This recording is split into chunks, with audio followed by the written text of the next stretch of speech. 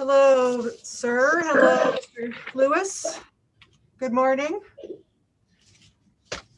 Good morning. How are you this morning? I am fine now that my hair is no longer frozen.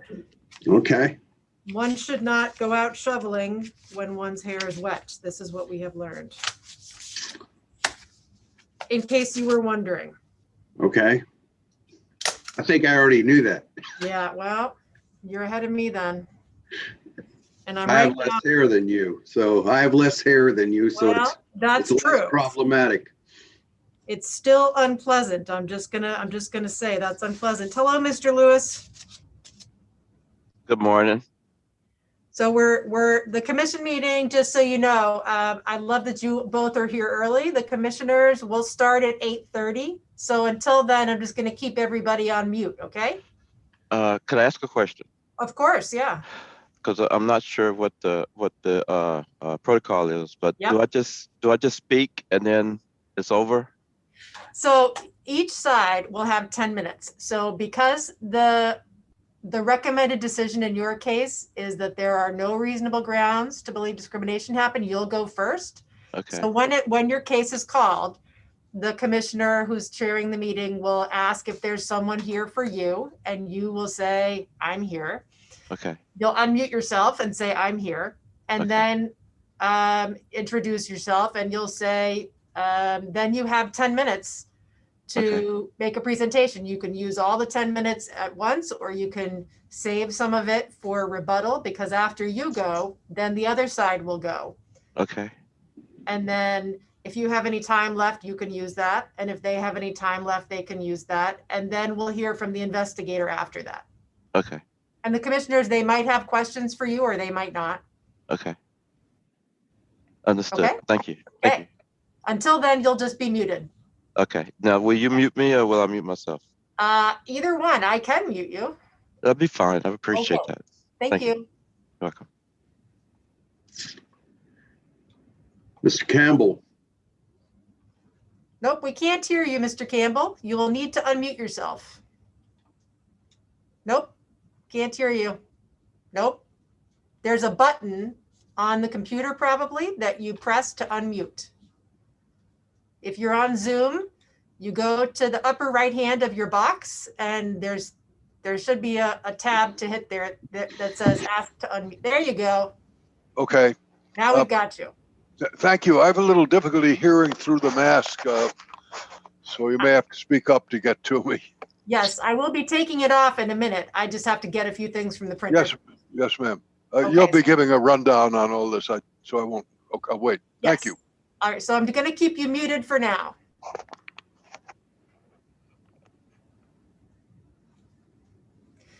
You too, sir. Boop.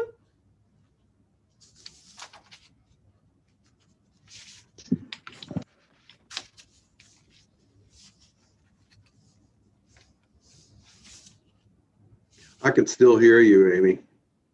I know, I'm not muted. Everybody else is Okay. muted. All right. But thank you Okay. for telling me in case I forgot. I appreciate that. Nope, no problem. That keeps me from making any unfortunate remarks. I appreciate it. Good.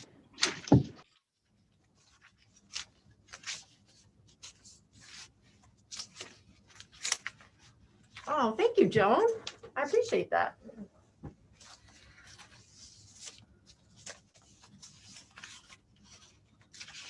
I left my packet at home. No, I've got them all. They're just coming out now.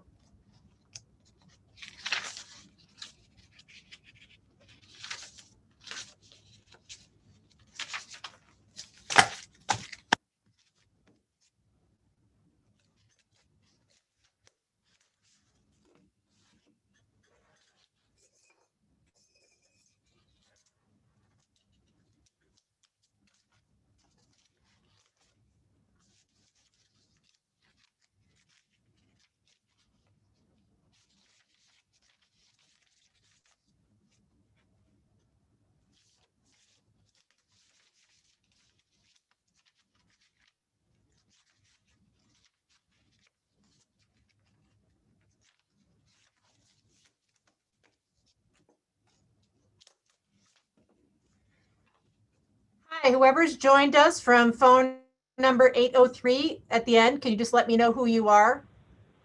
It's Alice. Hi, Alice. Okay, thanks. Good morning. Good morning.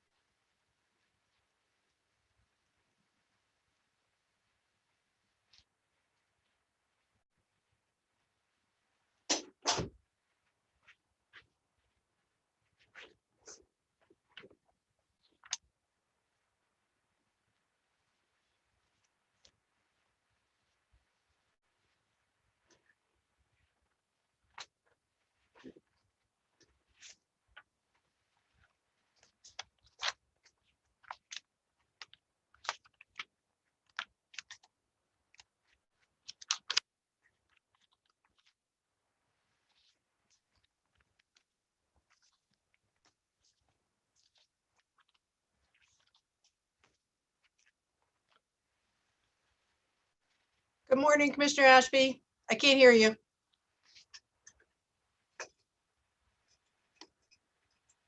I'm sorry. Good morning. Good morning.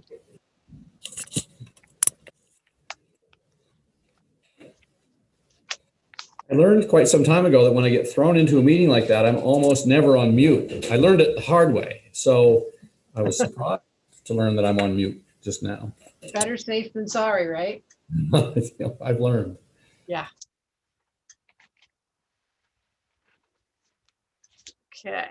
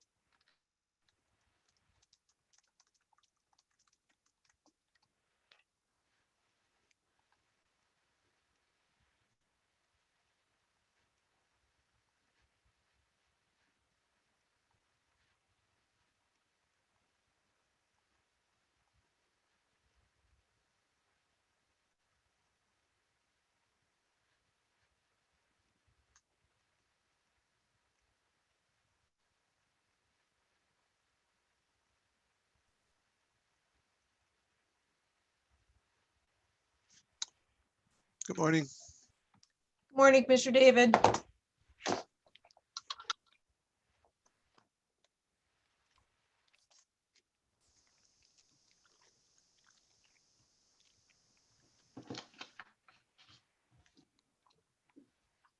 So I think that's our complement of commissioners for today. Since Commissioner Helberg couldn't be here. But we still have a few minutes before we start.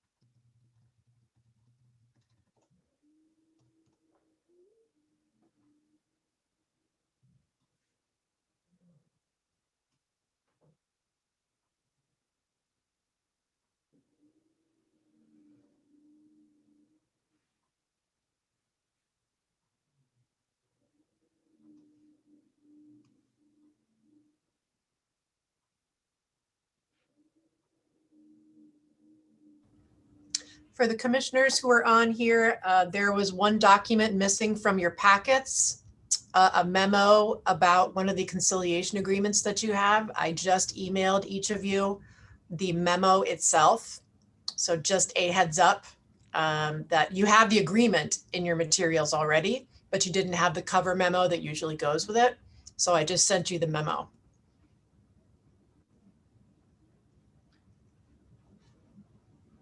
Amy, via email or on Yes, OneDrive? by email. By email. Okay. Oh, got it. Okay, good. Sorry about the oversight on our part.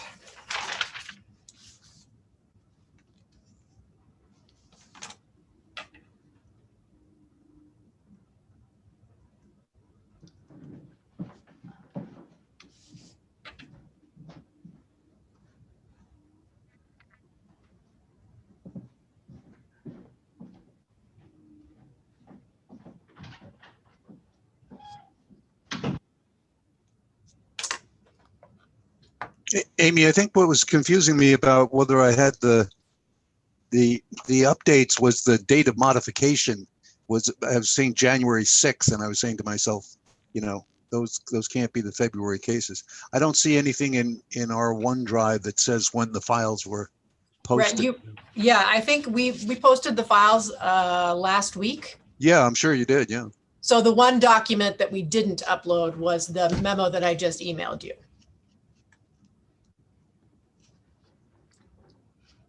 So you actually have the terms of the agreement you have the document itself that we're going to ask you to approve. We just didn't send you the cover memo.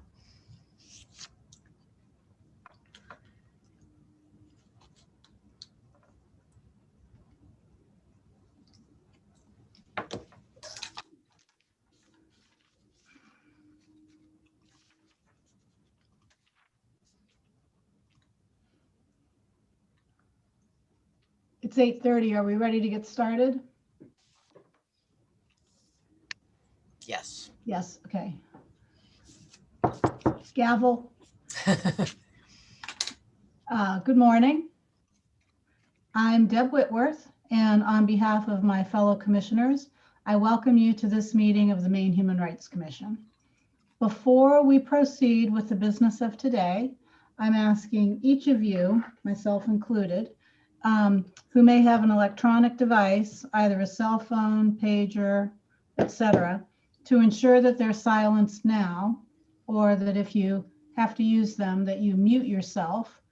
We have agendas that are available on the website, including the consent agenda. The consent agenda is a listing of cases in which no written arguments were made to the commission in the allotted time period, and we will vote on those cases and they will not be considered further today. We'll move into our agenda.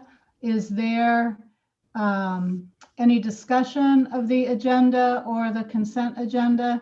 And if not, could I please have a motion to approve? So moved. Is there a second? Second. All in favor, raise your hand so Amy can see. Thank you. 1, 2, 3, 3 in favor of adopting the agendas. Thank you. Are there any comments, additions to, or edits of the minutes of the January 11th commission meeting? And if not, could we have a motion to approve? Move to approve the minutes. Second. All in favor? Raise your hand, please. 1, 2, 3 in favor of adopting the minutes. Thank you. And now, Amy, if you could give us a director's report. I would be happy to. Happy February. Let's see. So I don't have anything. You don't have a personnel report for me because I don't have anything new to report regarding personnel. I would make comments, but that's usually a jinx if I do that. So I'm not going to make a comment. For the compliance report, you have a status of reasonable grounds cases memo that lists of 8 cases that we are in progress that are currently in the process of conciliation, the 90-day period to try to resolve reasonable grounds cases. It shows that there were 2 successful conciliations in January, and I'll talk about those agreements in a minute. There were 3 unsuccessful conciliations in January. So with regard to the agreements, the first one, you do have both the agreement and the cover memo that we usually give you. That is H200262, Wigginton versus Moats. And you actually, I think you have in here, the parties countersign them in separate form, but you have the terms outlined in the memo. And so at this time, I would ask that you move to approve the conciliation agreement. I move to approve the conciliation agreement in H20-0262. Second.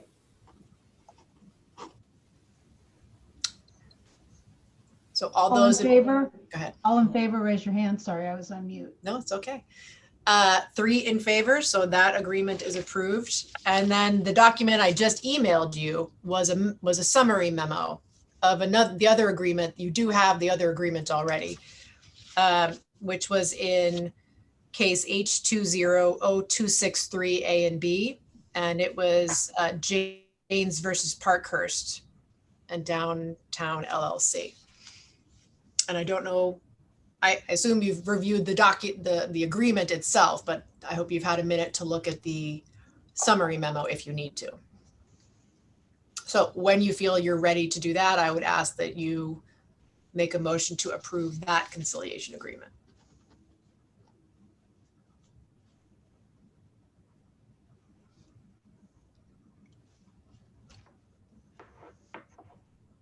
I'll move approval of the conciliation agreement in H20-0263. Second. All in favor, raise your hand. 3 in favor, so that agreement is also approved. Thank you. For investigation, in January, we received 20 new charges. I administratively dismissed 9 cases, and there were 2 predetermination settlements with benefits of about $25,000 to the benefit of complainants. Litigation, I would ask that we take after executive session. And then that brings us to new business, and pretty much everything I have to report relates to the legislature, which is now starting to really get into gear. And as we do every time the legislature, so it's a 2-year legislature with a long session and a short session. This is a long session where the majority of substantive bills get handled. Every time there's the long year, we go and introduce ourselves to what is a new judiciary committee. They're the committee that we report to. Every 2 years, we go and introduce ourselves and what our agency does and some numbers essentially. And every other agency that reports to judiciary does the exact same thing. So I think we met with them 2 weeks ago. It might've been 3 weeks ago. I honestly can't even remember now, but it was lovely. We gave them a very brief summary. They're always very overwhelmed, new people on the committee who have not understood the breadth of the work that judiciary oversees. So we gave them we're small fish for them. So we had a very nice meeting and introduced ourselves. We have since that time, also, we were there last week.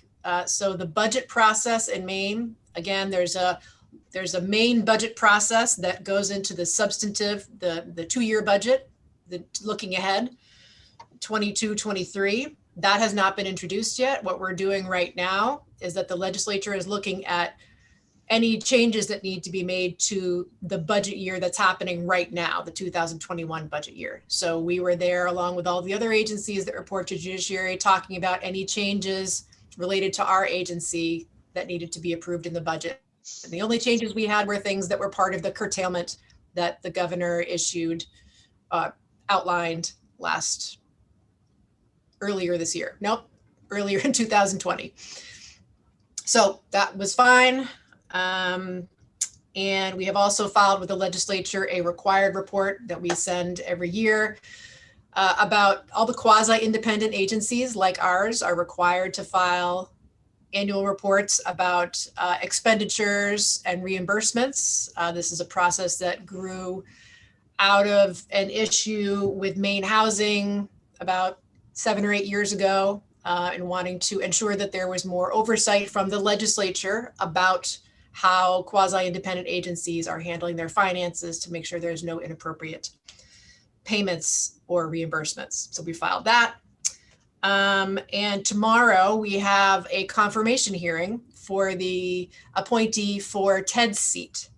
And that is Jill Dewson, and that hearing is tomorrow afternoon. I expect that she will be approved, and that will give us 4 commissioners again, and then we'll still have 1 vacancy. Arnold Clark's seat is still vacant. So that is the new business that I can report to you. And I'm happy to answer any questions, or we can have a few minutes before we go into the cases.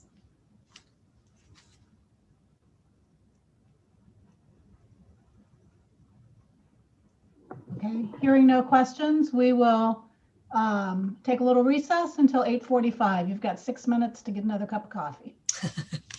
Thank you very much. I will take that.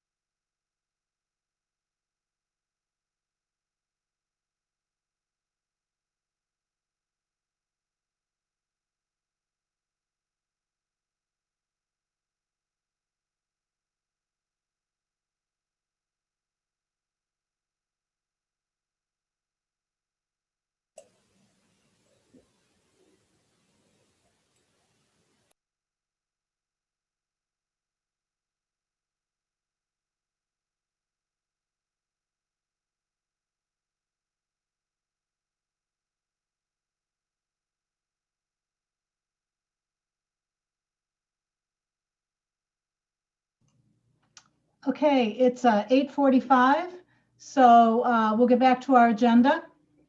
Welcome back, everybody.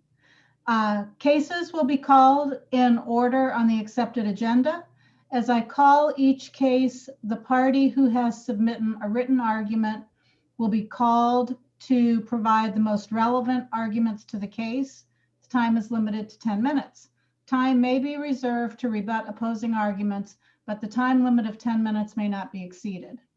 Procedural rules of the commission specify that your arguments may address only 1, relevant factual errors, 2, relevant omissions from the report of facts submitted during the investigation, or 3, relevant issues and questions concerning interpretation of the law.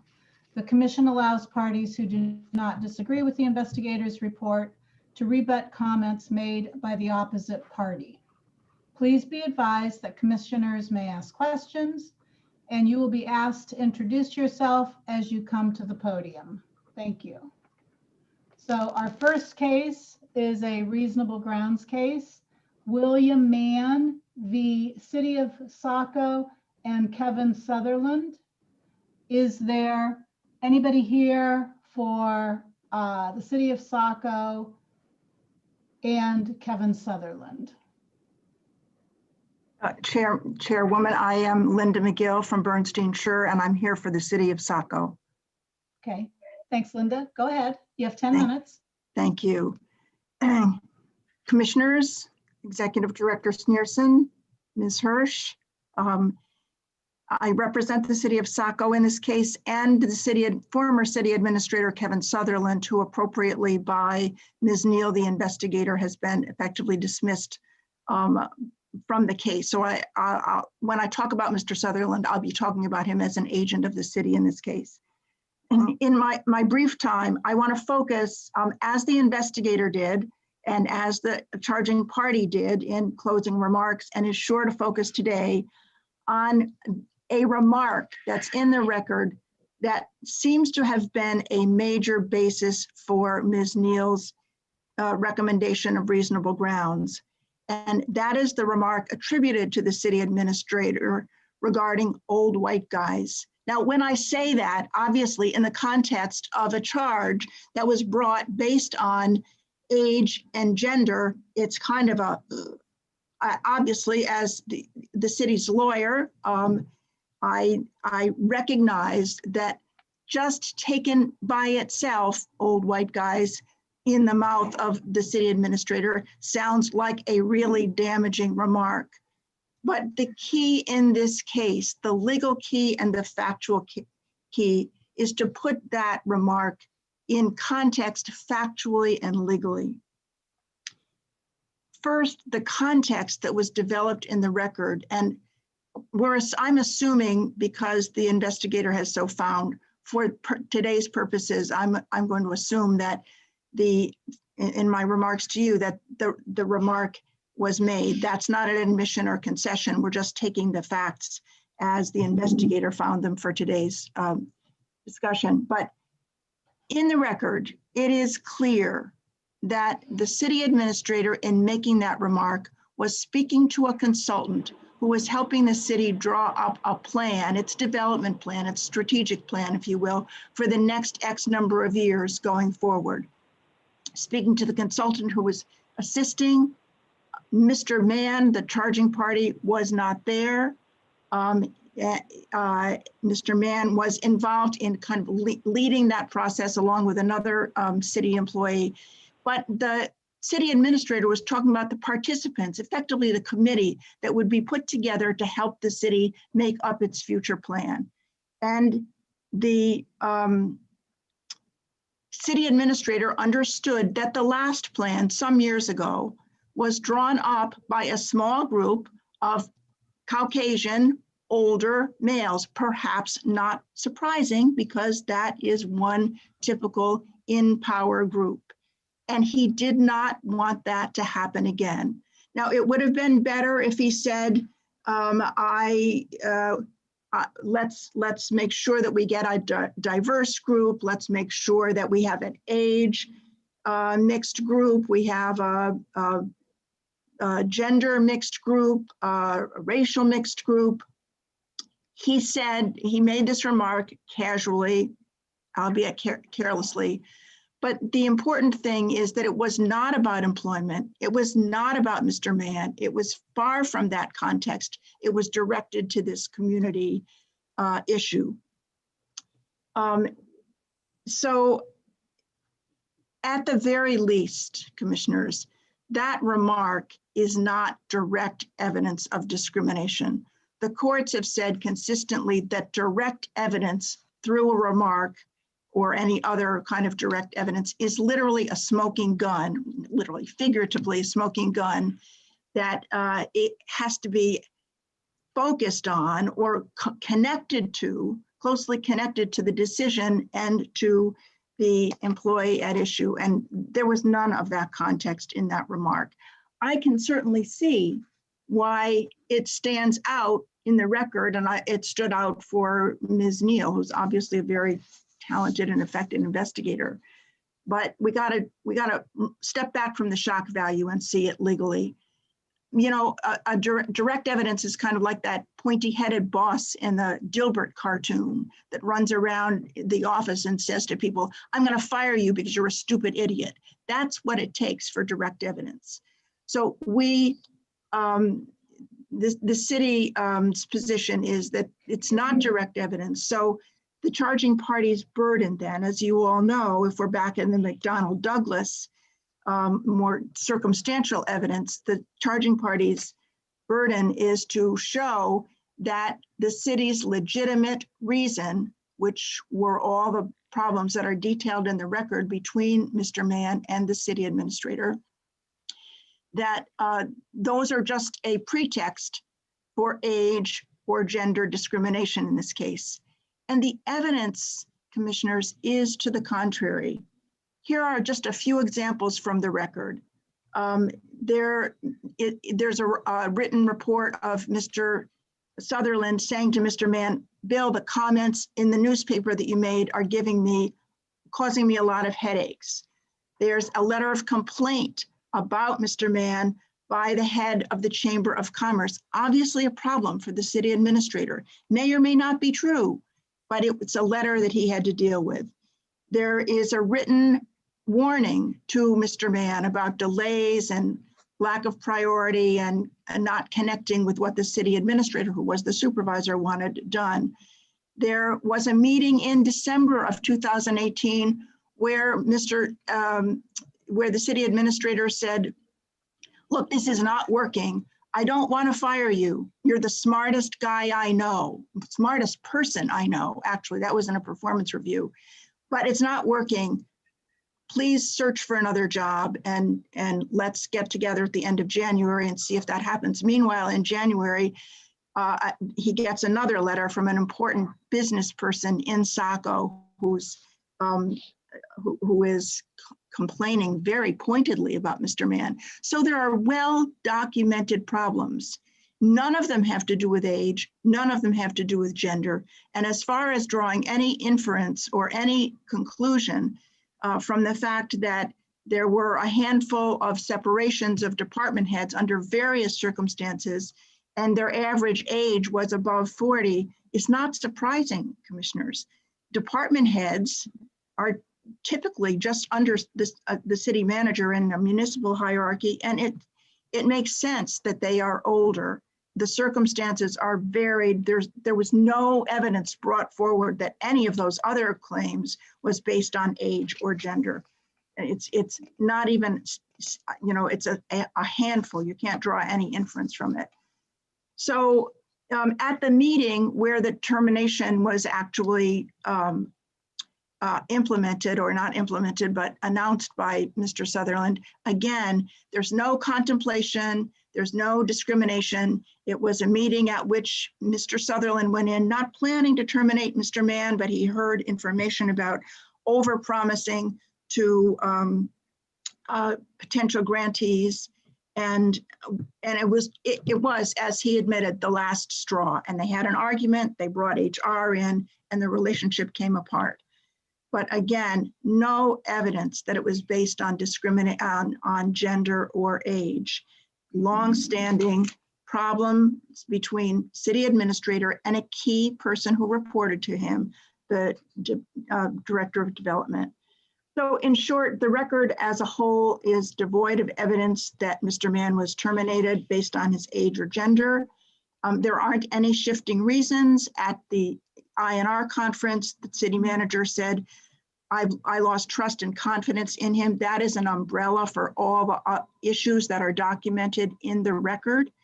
It's not a shifting basis that might set up an inference of discrimination or pretext. The record really does not contain evidence that would be cognizable in court, and it should be given enough weight to find reasonable grounds.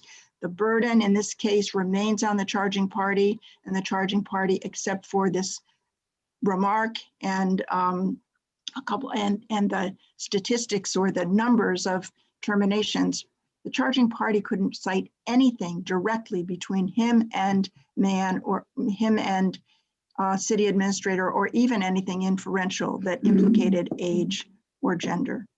Thank you. I think I have a couple of minutes that I'll reserve. I'm going to ask for questions from the other commissioners, but I have a couple questions first. So we certainly don't want somebody in a job who's not doing their job, and we don't want somebody to be protected unnecessarily from not performing their job just because they're of a certain age group. But there is evidence in the record that indicates that every permanent non-probationary employee discharged between 17 and 18 was male, with most of them being over the age of 50. So we're looking at a pattern here. We're not just looking at this one individual, but we seem to be looking at a pattern here, which Alice identified in her report. Since September 15, the city has replaced more than 50% of its department heads who were mostly over the age of 50 with people who were 42 years of age or younger. So I'm just wondering if you could explain that pattern that we see going on here. First of all, we don't concede that that is the case. Second of all, an issue about age is that it does make sense when you when someone leaves, especially if there's tenure in employment, that the person will be older, and when someone comes in, that the person may well be younger. That's a handful of numbers, Ms. Whitworth. It's not anything that could be considered legally or factually a pattern. And just the numbers alone in those small amounts are not, are really factual. They may or may not be factually correct, but they would not legally count as a pattern. Any other questions? Thank you. Commissioner Commissioner Ashby would be next. I see you, Commissioner David, but we go in the order of seniority. I'll defer to Mr. David. Thank you. I have no questions.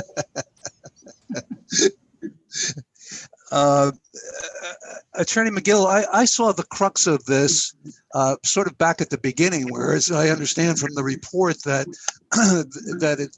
there's a policy difference with the city administrator. He wants to take the city in a new direction and finds the petitioner to be resistant to that.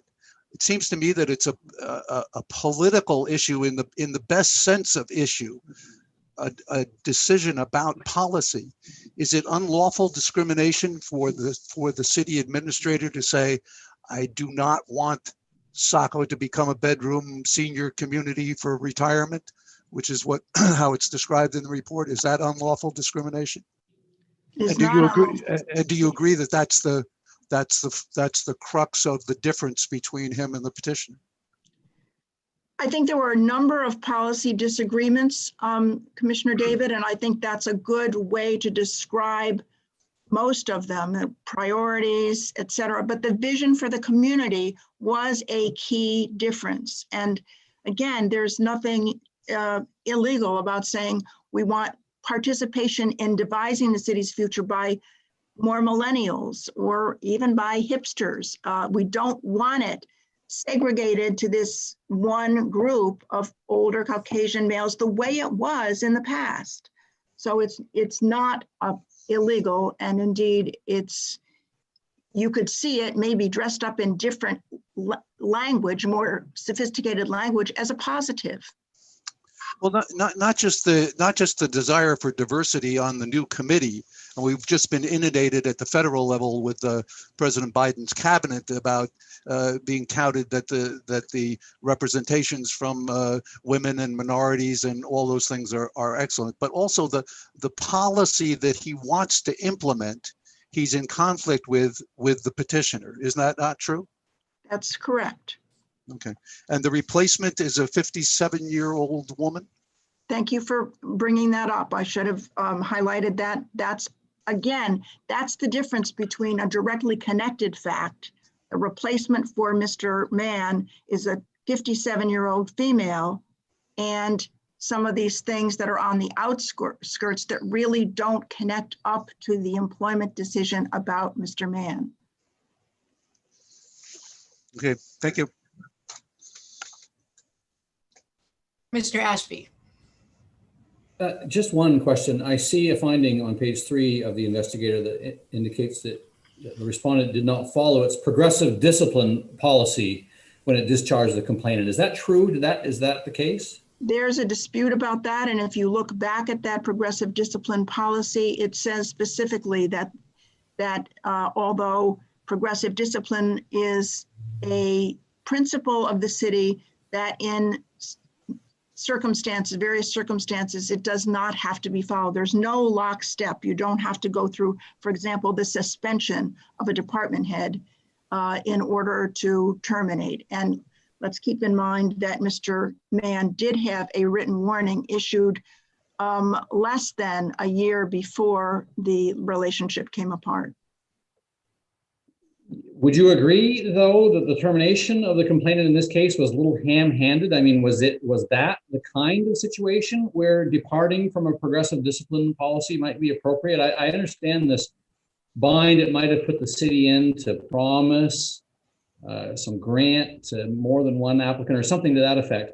But it sounds like, or it seems like to us, and it seemed like to the investigator, that was kind of heavy-handed way of dealing with the complainant. Wouldn't you agree? Whether or not it was heavy-handed doesn't make it discriminatory. There's no question that the meeting was a fraught meeting, that things got out of control. But I would say that actually is contrary to some contemplated idea of terminating Mr. Mann based on his gender or age. So it was an event. It was also, remember, they went into that meeting preceded by, and it's in the record, a very strong letter from a very prominent businessman accusing Mr. Mann of slandering him and his business.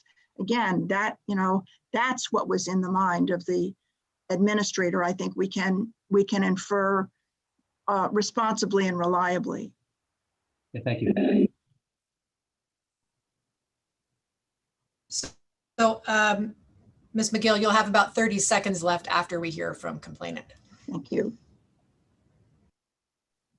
Is there anybody here for Mr. Mann? Good morning. Yes, David Weber here for Bill Mann. Good morning. You'll have 10 minutes. Thank you very much. So the investigator's report did a better job than I could have. So I'm mainly here to pay it proper respect, and counsel for the city is not really reading it or paying attention to it. So for example, one of the clear findings was that the city created 2 positions with duties that Mr. Mann previously performed and filled those positions with a man and a woman, both in their 30s. So it's just a very well-written report. It's very clear. It's hard to miss those facts. So Bill Mann was not replaced with a 57-year-old woman. And your report tells you that he's replaced with 2 people in their 30s. The facts are being, I think I recommend you rely on the investigator for your facts instead of what the counsel for the city is now saying. The counsel for the city also said there was a single remark, but that's not what the investigator's report says, which is very careful. That it wasn't just a remark. It was a pattern of comments where he wanted a hipster millennial atmosphere. And even during the fact finding, when he admitted, and as the report says, did not refute that he said old white guys, he added to the story by saying he opposed having a senior living community. We're not talking about having all old people, that you had to be over 50 to live in Saco. He opposed having a single new living center for senior people. So this is not a single remark. This is a very strong attitude and approach that the city manager had, that he elaborated on and doubled down on when he had his counsel there and when he was talking to the investigator, who carefully and very dispassionately records these facts. So that's not a single remark, and the context is important. He made the remark, he didn't want the report being done by a bunch of old white guys when Bill Mann was leading the comprehensive plan redo. And he's an older white man. And the other person working on it was the city planner, who was a couple of years older than Bill, who also has left. When the city manager was there, he was left. And losing over half your department heads is not normal in Maine for a city. Those are good jobs, and you don't usually run away from those in your 50s. So I totally disagree with that common sense inference. It's the opposite. Losing 6 department heads that are all older white males and replacing them with much younger people is not typical of how most cities in Maine go. And to respond to this idea that there was a policy disagreement, that's totally false. Bill Mann is a highly progressive person. He completely supports diversity, people of color, diverse genders. There's no evidence, and I take great that there's nothing in your report, and there is nothing in fact to support the idea that he was trying to keep, white privilege or old white privilege. It's not his fault he was born a male. It's not his fault he was born white, but he opposes white male privilege. But that's not a reason. We're not going to get anywhere with diversity by picking, battles like that and, opposing all old white males. I mean, I'm glad Dr. Fauci hung around. So it doesn't really make sense to be starting this kind of war. And it just goes to the sloppiness of this city administrator, who thankfully is gone. I think Saco is better off. This is a very unprofessional approach. But to be brazenly making these kind of comments shows a very arrogant mindset that is opposed to people that are older white males. And he had very little patience for them. And so they had 2 strikes against them. And on that particular issue, the investigator got it absolutely right, that it doesn't have to be the only cause. It just has to be one of the strikes that got you out. And the U.S. Supreme Court went on for pages about this last year in the very important gay rights decision, and repeatedly explained that the discriminatory factor only has to be one of the factors that was considered. It doesn't have to be the only factor. It doesn't have to be the most important factor. It just has to be one of the 3 strikes or one of the 5 strikes. And what the investigator found was, yeah, it was definitely one of the strikes against Bill Mann. Given this guy's attitude and what the kind of comments he was making and the data, losing over half your department heads, and the age discrepancy there, and the fact that he was replaced with 2 people in their 30s. I mean, the evidence here is overwhelming. And then you put in the fact that he didn't even consult HR. So he fired on an impulse because he doesn't like older white guys and he's looking for any excuse to get rid of them. He didn't follow progressive discipline, and the city didn't make any kind of case in its written objection. It's now telling you that your investigator's wrong. Your investigator's 100% right, and actually was, very restrained about that, because the city charter requires notice and a hearing for a department head. That's typical Maine law. And so being fired impulsively at a meeting when HR is not even consulted is totally the opposite of the normal process and the process required by law. So a person who, makes negative comments based on protected categories and then fires somebody in that category in violation of the city charter and the progressive discipline policy, this is not a closed case. So I would reserve the rest of my time unless there are questions. Thank you.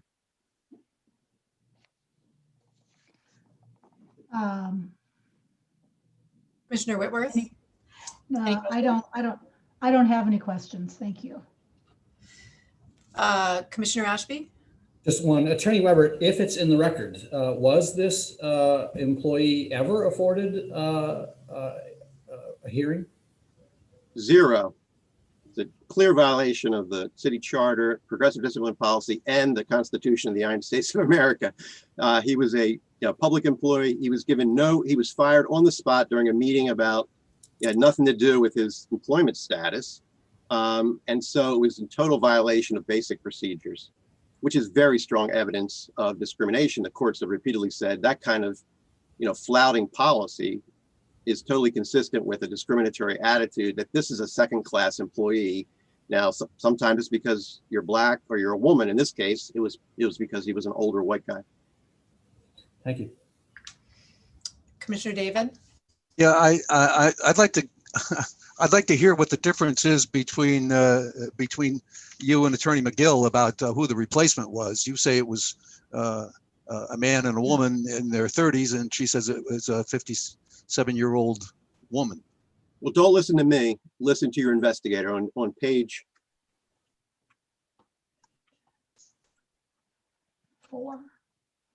4, paragraph. These are the fact findings right before the analysis. Right. Paragraph M. When I was reading from my statement was 2 sentences in. The city created 2 positions with duties that complainant previously performed and filled the positions with a man and woman both in their 30s. So most of his duties were given to 2 people in their 30s. The planning department was merged with the economic development department, which was not that was not his job, the planning department. And that was actually an older guy in his about 60 who was running that. So they merged these, and that was being filled by a 57-year-old woman. Now, so that's not his replacement, but I will point out that a woman that would be evidence of sex discrimination. The investigator didn't rely on that, but so he definitely was not replaced by a 57-year-old woman. That's not what the report says. And I would say, the report is absolutely correct. You seem to say at the beginning of your comments that you think it would be illegal discrimination for the city to say it didn't want a senior housing project? That's not really the issue, so I'm not going to give an opinion about that. But it was part of what the issue is. His mindset is when he says, I don't want a bunch of old white guys working on the comprehensive plan, that is the context. So the context is very important. So it's part of a pattern on his part. He wanted millennials and hipsters. He wanted that kind of culture in the city. And he opposed just having a single senior retirement community is what the investigator found. That was one, and he did not like having that in there.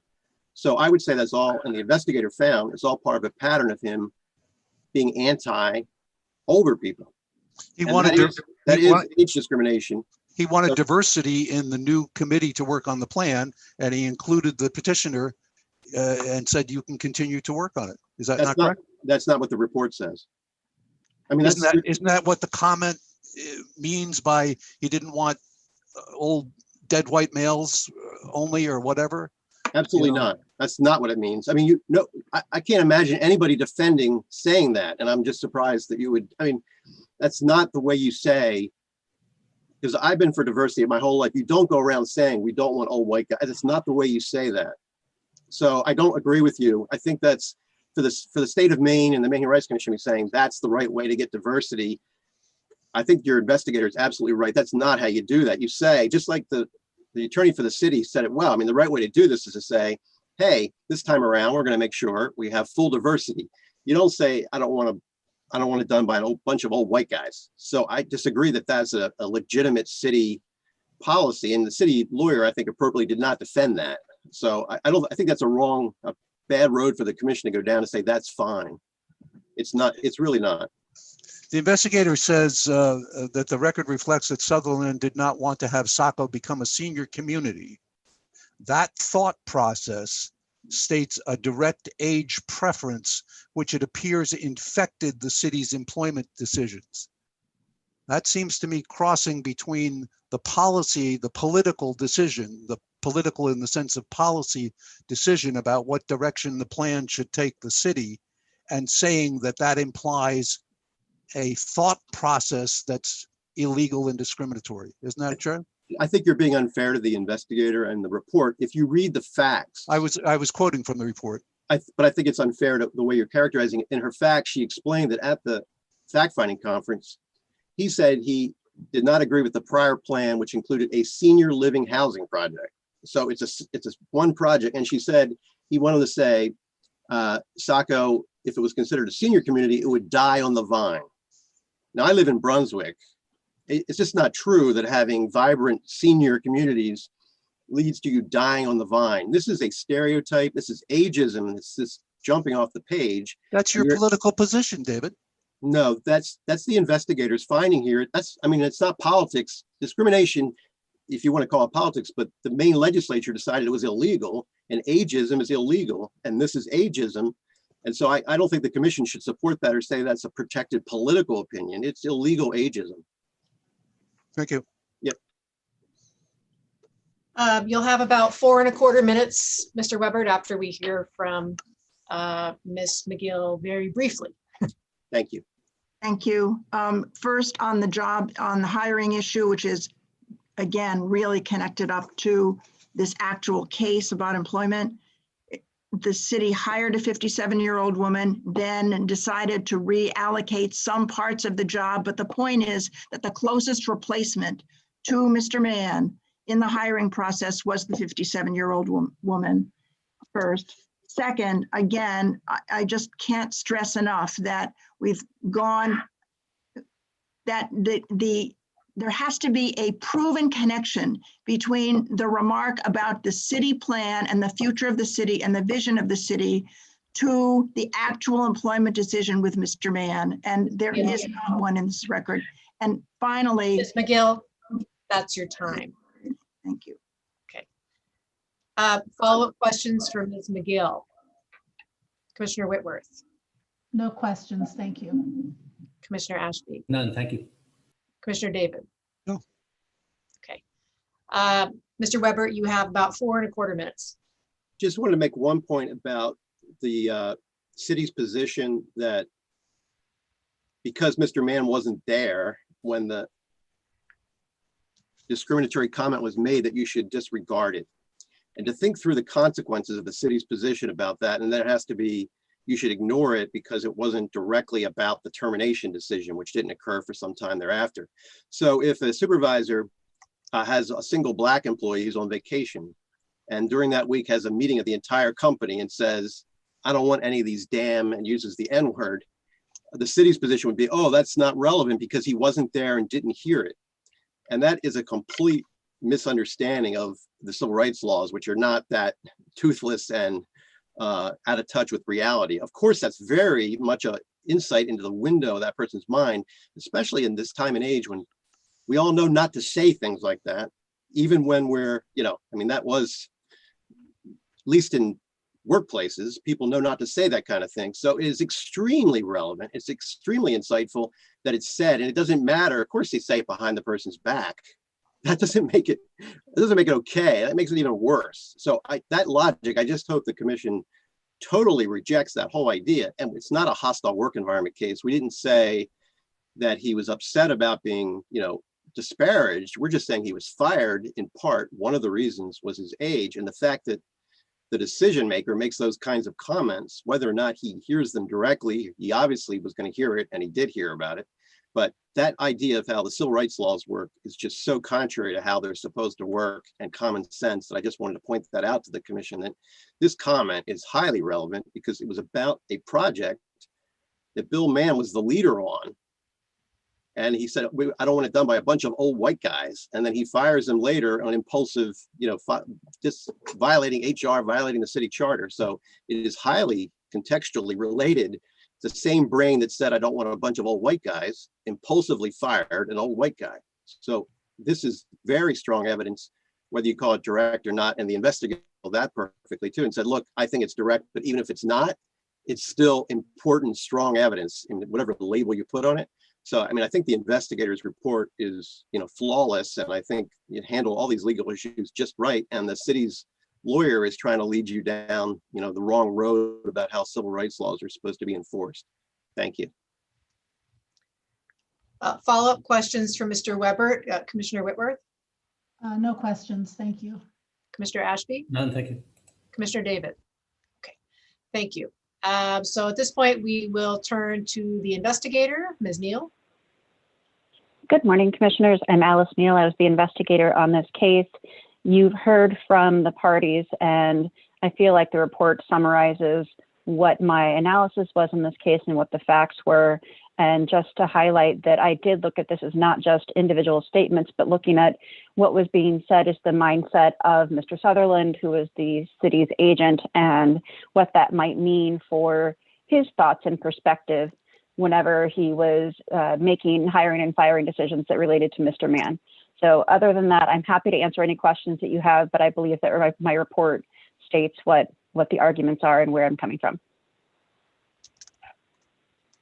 Questions for the investigator, Commissioner Whitworth. I just have one, although I'm not sure if this is for Alice or not. In your recommendation, no reasonable grounds, I believe that my question is answered in footnote 6 relative to no reasonable grounds for the city administrator. Is that the reason in footnote 6? Yes, when looking at 4633, I didn't see anything that would be a direct analysis to show that the city's agent, meaning Mr. Sutherland, directly intimidated, interfered, or coerced with Mr. Mann's employment. So that's looking at him as an individual, but as the agent, that's where I made the recommendation based on the city.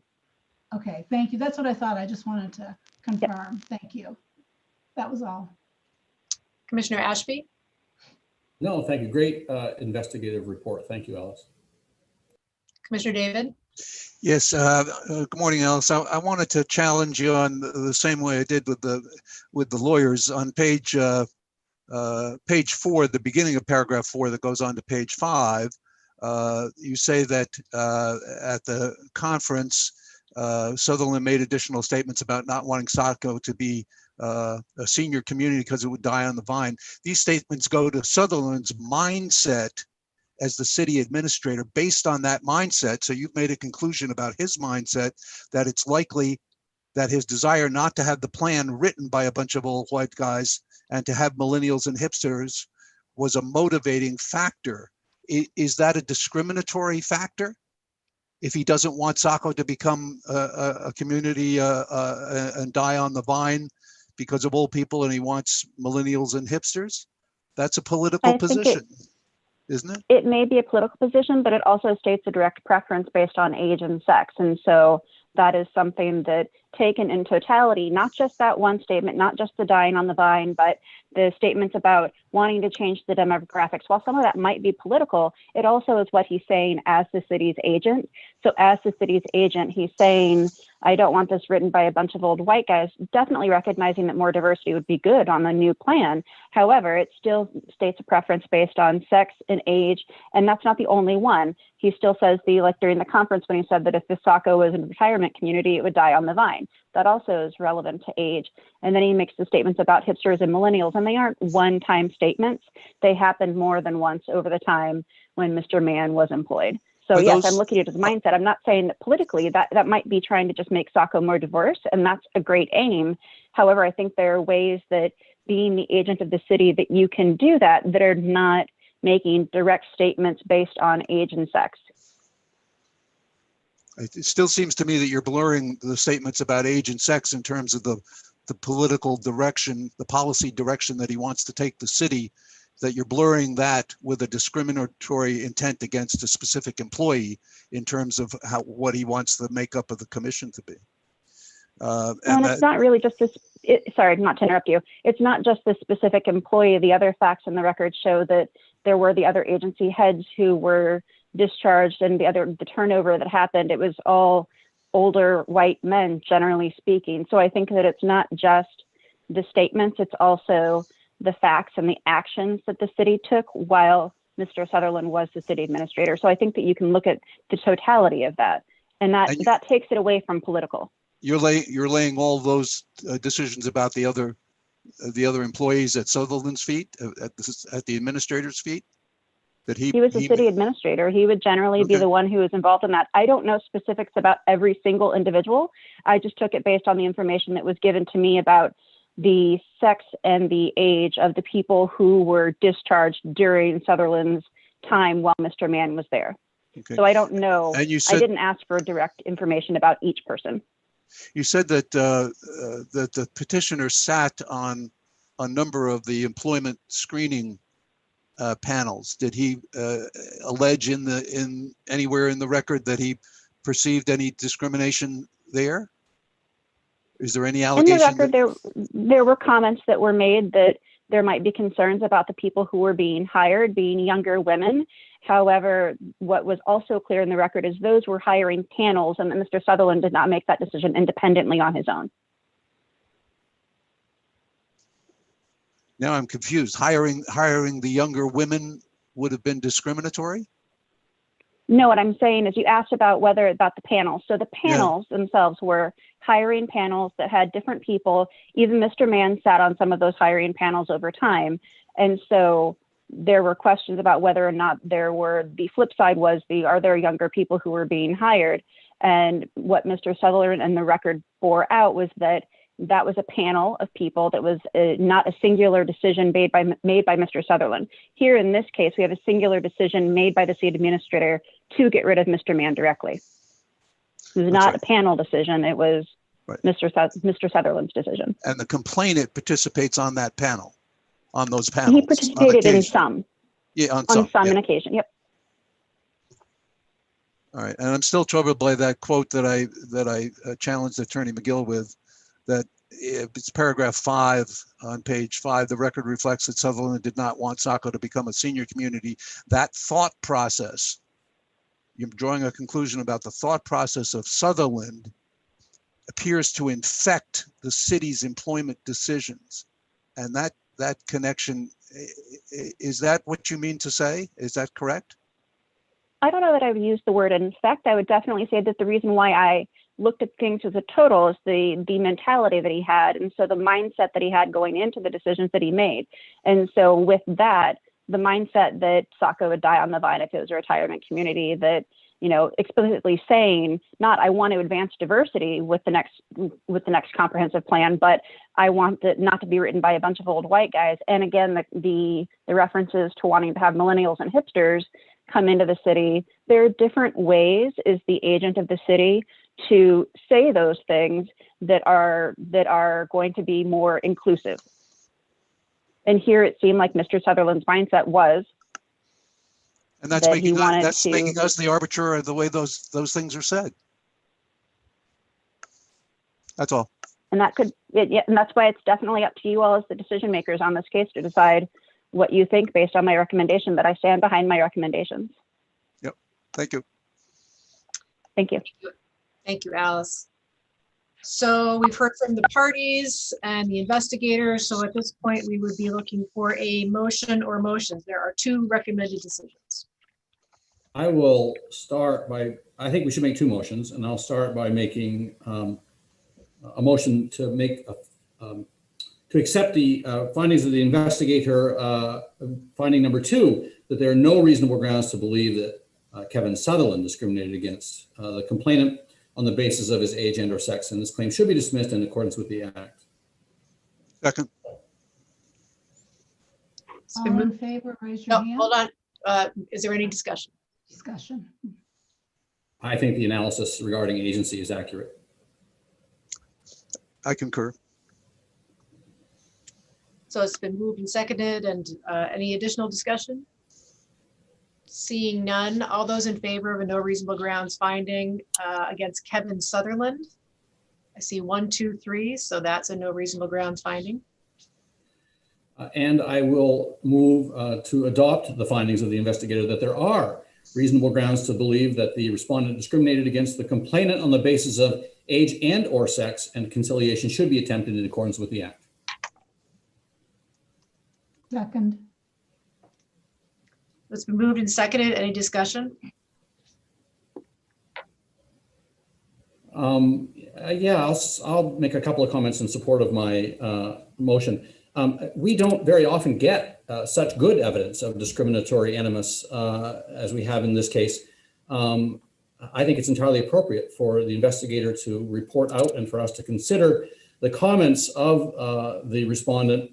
I think comments such as suggesting that focusing on or accommodating older individuals would somehow be a blight on the community is really pretty straightforward evidence of animus. We of course need, beyond that, the discriminatory act, and in this instance, the way this complainant was discharged, the lack of a due process hearing, the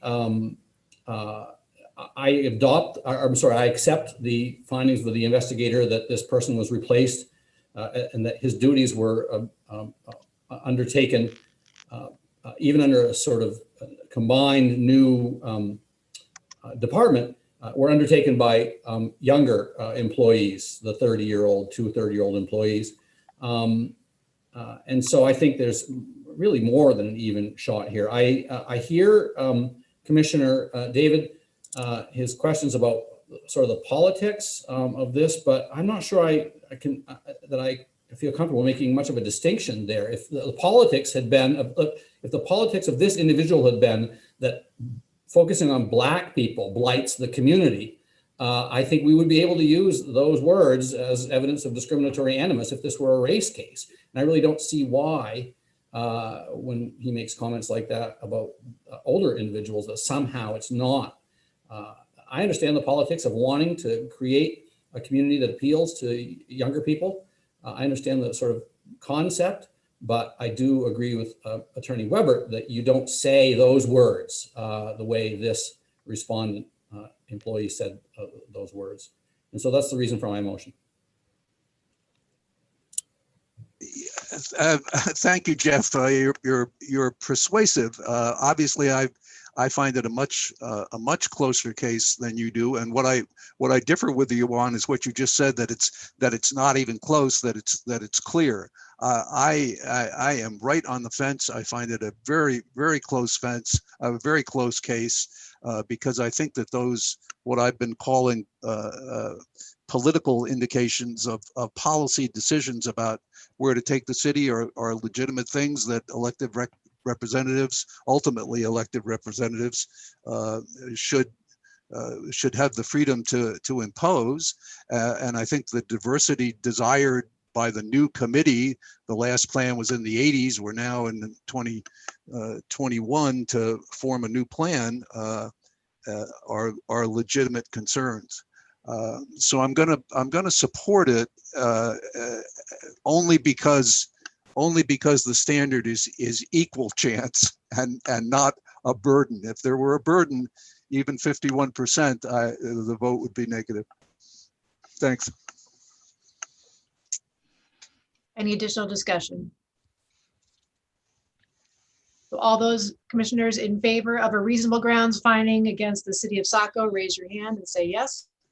I see 1, 2, 3. The finding is reasonable grounds, and the commission will send a letter to both parties and council outlining the process that will ensue. Thank you, everyone.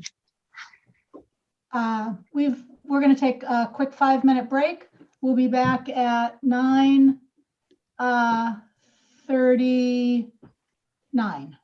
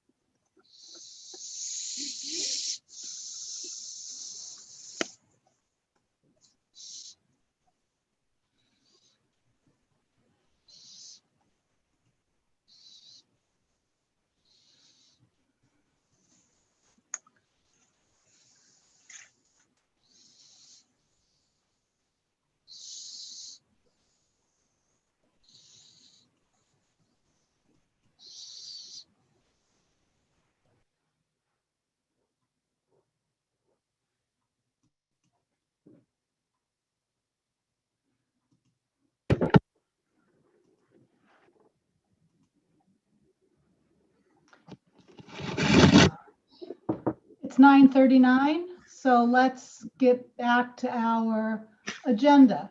We're on case E190200A, Lawn Sear v. the City of Caribou. This is a reasonable grounds case. Is there anybody here for the City of Caribou? Yes, Fred Koslow for the City of Caribou. Okay, you'll have 10 minutes. Thank you very much. Good morning, everyone. Pleasure to be here on this truly troubling case. I've been doing this a long time at the commission. This case is truly troubling because in this case, there is prejudice on the community simply for being careful. And that's what this case really boils down to, is being careful. It was suggested that the basic premise of the case is that the employer should have simply accepted what the physician's assistant said without a standard employed, without knowing what information they had, without knowing anything about the job that was entailed. We're supposed to accept, this is a dangerous job with a very dangerous medical condition. The city is faulted for taking sort of unusual steps. Well, this is not, an office worker with a bad back. This is a fireman in a dangerous occupation and with a dangerous medical condition. This case required the type of care and the type of investigation that the city can and should have employed. If you look sort of at the end of the case, the investigator writes, the motivation may have been, the city may have been motivated to protect the firefighters. And she's absolutely right. The city was motivated to protect the firefighters. It can and it should have. That should be a concern by the city, and it was. So when we go to look through her report itself, and I'll just sort of take these in order that they're listed. The first, under 3A, she talks about an unexpected cardiac event. Well, let's flesh that out a little bit. This gentleman's heart stopped. This was not chest pain. This was not a routine heart attack. This gentleman's heart stopped completely. And he's in a dangerous job. This was not during a dangerous job.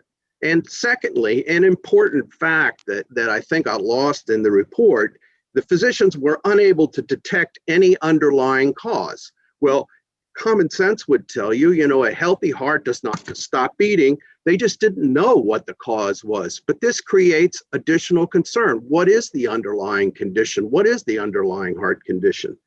So they go to the primary care provider. And I would suggest, when you go to the primary care provider, if they tell you, you need some antibiotics, you take them and you don't have any question. However, if you need life-threatening surgery, you go to a specialist. And not only do you go to a specialist, you get a second opinion and possibly even a third opinion. And that's exactly what the city did. Why? Because this is dangerous. This is life-threatening. And that's why the city did that. And we look at what the restrictions were from the cardiologist. Unable to be around equipment that may cause electromagnetic interference. Well, how easy is it for a layman to figure that out?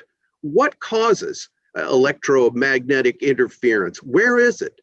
This is not a static situation where you're working in an office where all that can be controlled. How much electromagnetic interference? When you go to a fire, the power's cut. Generators come on inside buildings. That's what they do. This is not a static situation. This is something that needs to be investigated. It's not clear, despite what the investigator says. And the cardiologist himself said, well, you should contact the manufacturer. And again, it's not dealing with the underlying heart health, but it's dealing with the defibrillator that was implanted. Contact them for more information. And what did the city do? It's exactly what they did. They contacted Boston Scientific, which brings us to number 4, excuse me, C, where we talked about the use of the word liability. An employer can and should reasonably accommodate an employee, but that doesn't change the medical facts that underpin the thing. Somebody who's had 3 back surgeries and you're accommodating them, is there a greater risk for future problems? Probably so, but that doesn't make it discriminatory. You know, it's a fact. So then we got to D. He said that the employer, the normal process, the town manager said, was simply to go to a medical provider, go to the medical provider, get a report, and we do it. That's fine. You would expect that in the normal run-of-the-mill condition, normal run-of-the-mill occupation, and normal run-of-the-mill location. You know, that's a normal thing. But this was not normal. That's the problem. And they are faulted for looking at a dangerous condition, looking at a dangerous occupation, and doing something different. They can and they should have done something different. So they sent a letter saying, well, look, you know, we can't accommodate the driving. And then they went to continue to get more information. They got it from the manufacturer. They actually the city spent the money to do an inventory of all the equipment in an attempt to get this person back to work.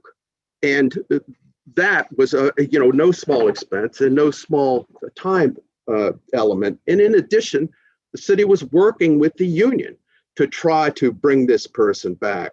And they were talking about, well, this is the first time that anybody was asked for more information. Well, this is life and death. It's okay to ask for more information. And that brings us really to, if you look at H, it said the cardiologist could not approve or deny the complainant's return to work. Why? The city is faulted for using an NFPA standard. NFPA is the Bible of fire science. Every expert in every litigation, fire expert, is cross-examined on the use of the NFPA. It is the Bible of standards. If the city would have used some European standard or had no standard at all and said you can't return to work, that's one thing. But they're using the gold standard. And that is what should be used, even if it had never been used before.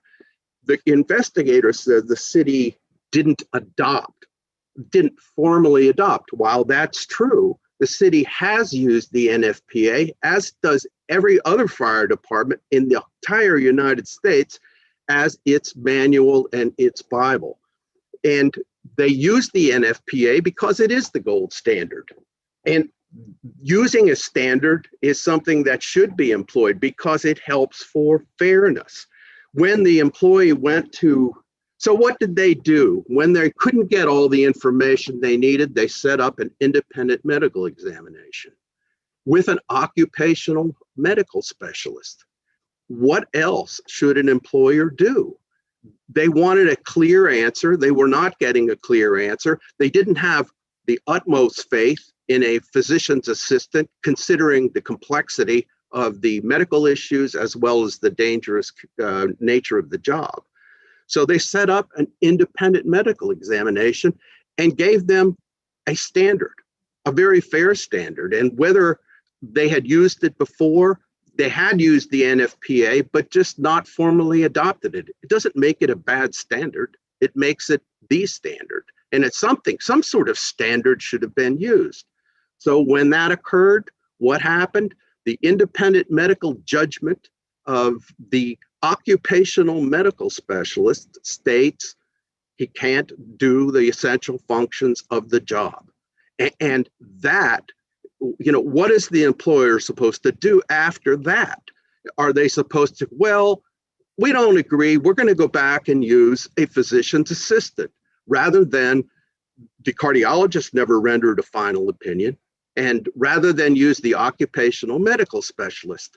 The problem with that, just simply using a PA, if something terrible were to happen, you can't just go, oops, we should have done it, not after, people can die in a fire.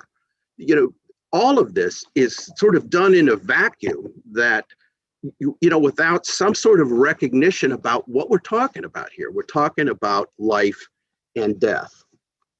And at the end of the factual findings, the investigator makes a point that he's working for a different town in Maine, and basically has no problems.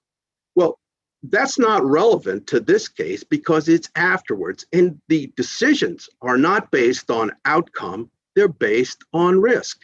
And if an employer cannot send a person to an independent medical specialist to ensure the safety of not only themselves, but their fellow firefighters, the community at large, Mr. Koslow. something is wrong. Mr. Koslow, that's your time. Thank you. I'll take any questions, of course. Commissioners, Commissioner Whitworth, any questions for Mr. Koslow? No questions. Thank you. Commissioner Ashby? I think none at this time. Thank you. Commissioner, where are you? Commissioner David. Oh, there you are. I'm here. You say it's a question of life and death, but the initial report didn't say it was a question of life and death. He said he had an event and we gave him a defibrillator. And you're saying that you're presuming, it seems to me, I'm challenging you, that that's an issue of life or death. You agree that what's needed is a risk assessment. Where is the risk assessment that says that people with a defibrillator after one incident are such and such a percent of likelihood of having a debilitating heart attack within 6 years? I mean, people live for lifetimes with a defibrillator. People can live with a lifetime. The risk, and again, it's the electromagnetic interference. If that's going to change it, this is when you go to a fire, number one, when these are restrictions about talking about, a cell phone in one hand, we're talking about emergency situations. We're talking about going into a smoky building where you cannot see what's there. You have no idea when you go into a building as a firefighter that you're not going to encounter a huge electromagnetic field when you come in. The risk is articulated in the restriction, and the risk can be present at any given time. And the risk of it malfunctioning, I think, is obvious. So yes, they may be able to, but this job required the encounter, the potential for unusual encounters. Did you find any case law that supports the position that one event in a defibrillator is a debilitating condition for a firefighter? We relied on a medical professional who looked at it's not the condition itself. We were talking about the underlying heart condition as well as the defibrillator. That's not a condition. That it's a medical condition. That's why they went to a medical professional to get an opinion on whether he could do the job. I mean, it's not for the city to make medical determinations. The city was essentially found that it was inappropriate to do that. And it is appropriate to do that. That's, because of the potential, and not just for him, but the potential for the encountering many different types of things, because we don't have a static situation. Nobody finds that there's an underlying heart condition that they can diagnose. Isn't that correct? But nobody found they didn't find what it was. You're appealing to my prejudice that having had that event necessarily means there's an underlying condition that affects his physical abilities henceforth. That's not what I'm saying. They could not find the underlying condition. So it's not like they said he has one or he doesn't have one. Again, it adds to risk. It goes to the reasonableness of their actions, and that is to go to a medical professional. Thank you. So, Mr. Koslow, you've used all your time, so I'm going to mute you. And now we're going to turn to Complainants Counsel. Good morning, Commissioners. My name is Eric Black. I represent Lon Sear in this matter. Lon served as a firefighter paramedic for the city of Caribou for 28 years. As has been discussed, there was a medical incident in mid-October of 2018 that resulted in the implementation of a cardioverter defibrillator device, which we'll just call an ICD, in his chest. About 1 month after that incident, when discussing his return to work with the Fire Chief Susi, told him that people like you will go into a fire and kill somebody, and that he was a liability to the city. Following that, there were several physicians who cleared Lon Sear to return to work with minor restrictions. There were several opinions provided by Lon's doctors in this case. The city just didn't like them. P.A. Thomas cleared him on December 4th, Mr. Black, 2018. Mr. Yes. Black, can you not use the names of any of these doctors or supervisors? Sure, my apologies. He had a PA, his primary care physician, that cleared him. He did see a cardiologist who did render an opinion, giving him minor restrictions, restricting him from using a chainsaw, which he's never used at a fire, and trying to not come into contact with running motors or magnets. He got cleared by a pulmonologist. There were some restrictions that came with that, but they were minor restrictions. We felt that they weren't going to cause any problems, but the city would not allow him to return. And, I'm still trying to figure out what essential function they're claiming he could not perform, other than just, appeals to general platitudes about it being, that there could be an unsafe situation that comes down the pike at some point. Mr. Costello mentioned electromagnetic interference, but 2 out of the 3 doctors that cleared him talked with Boston Scientific, the manufacturer of the device.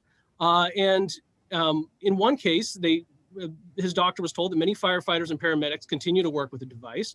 And in the case of the pulmonologist, Boston Scientific told him that they couldn't see any significant limitations on his ability to return to work. So we went through all that, but they just didn't like the results that came out. And so they pushed him to go see a doctor of their choosing at Concentra. And the information provided to that doctor was information that was inapplicable to his job at the city of Caribou. And I'll be talking about that probably also a lot more in the next case involving the union. But the commission's investigator did an excellent job taking a lengthy fact pattern and distilling it down to essentials. And there's a couple of guiding principles here that I think are very simple. Number one, you cannot have one standard for disabled people or people you believe to be disabled and then have a different standard for everybody else. In the investigator's report, in paragraph 13C, at the fact-finding conference, the chief was asked if during his entire time working for Respondent, if an employee ever had to pass the rigorous standard of NFPA 1582 as part of a return to work exam. He replied that they did not. Now, the NFPA it's a National Fire Protection Association. That's what it stands for. It's a trade association, and NFPA 1582 is a regulation that some communities adopt and others don't. The city of Caribou had not adopted this standard, and the city doesn't dispute that fact.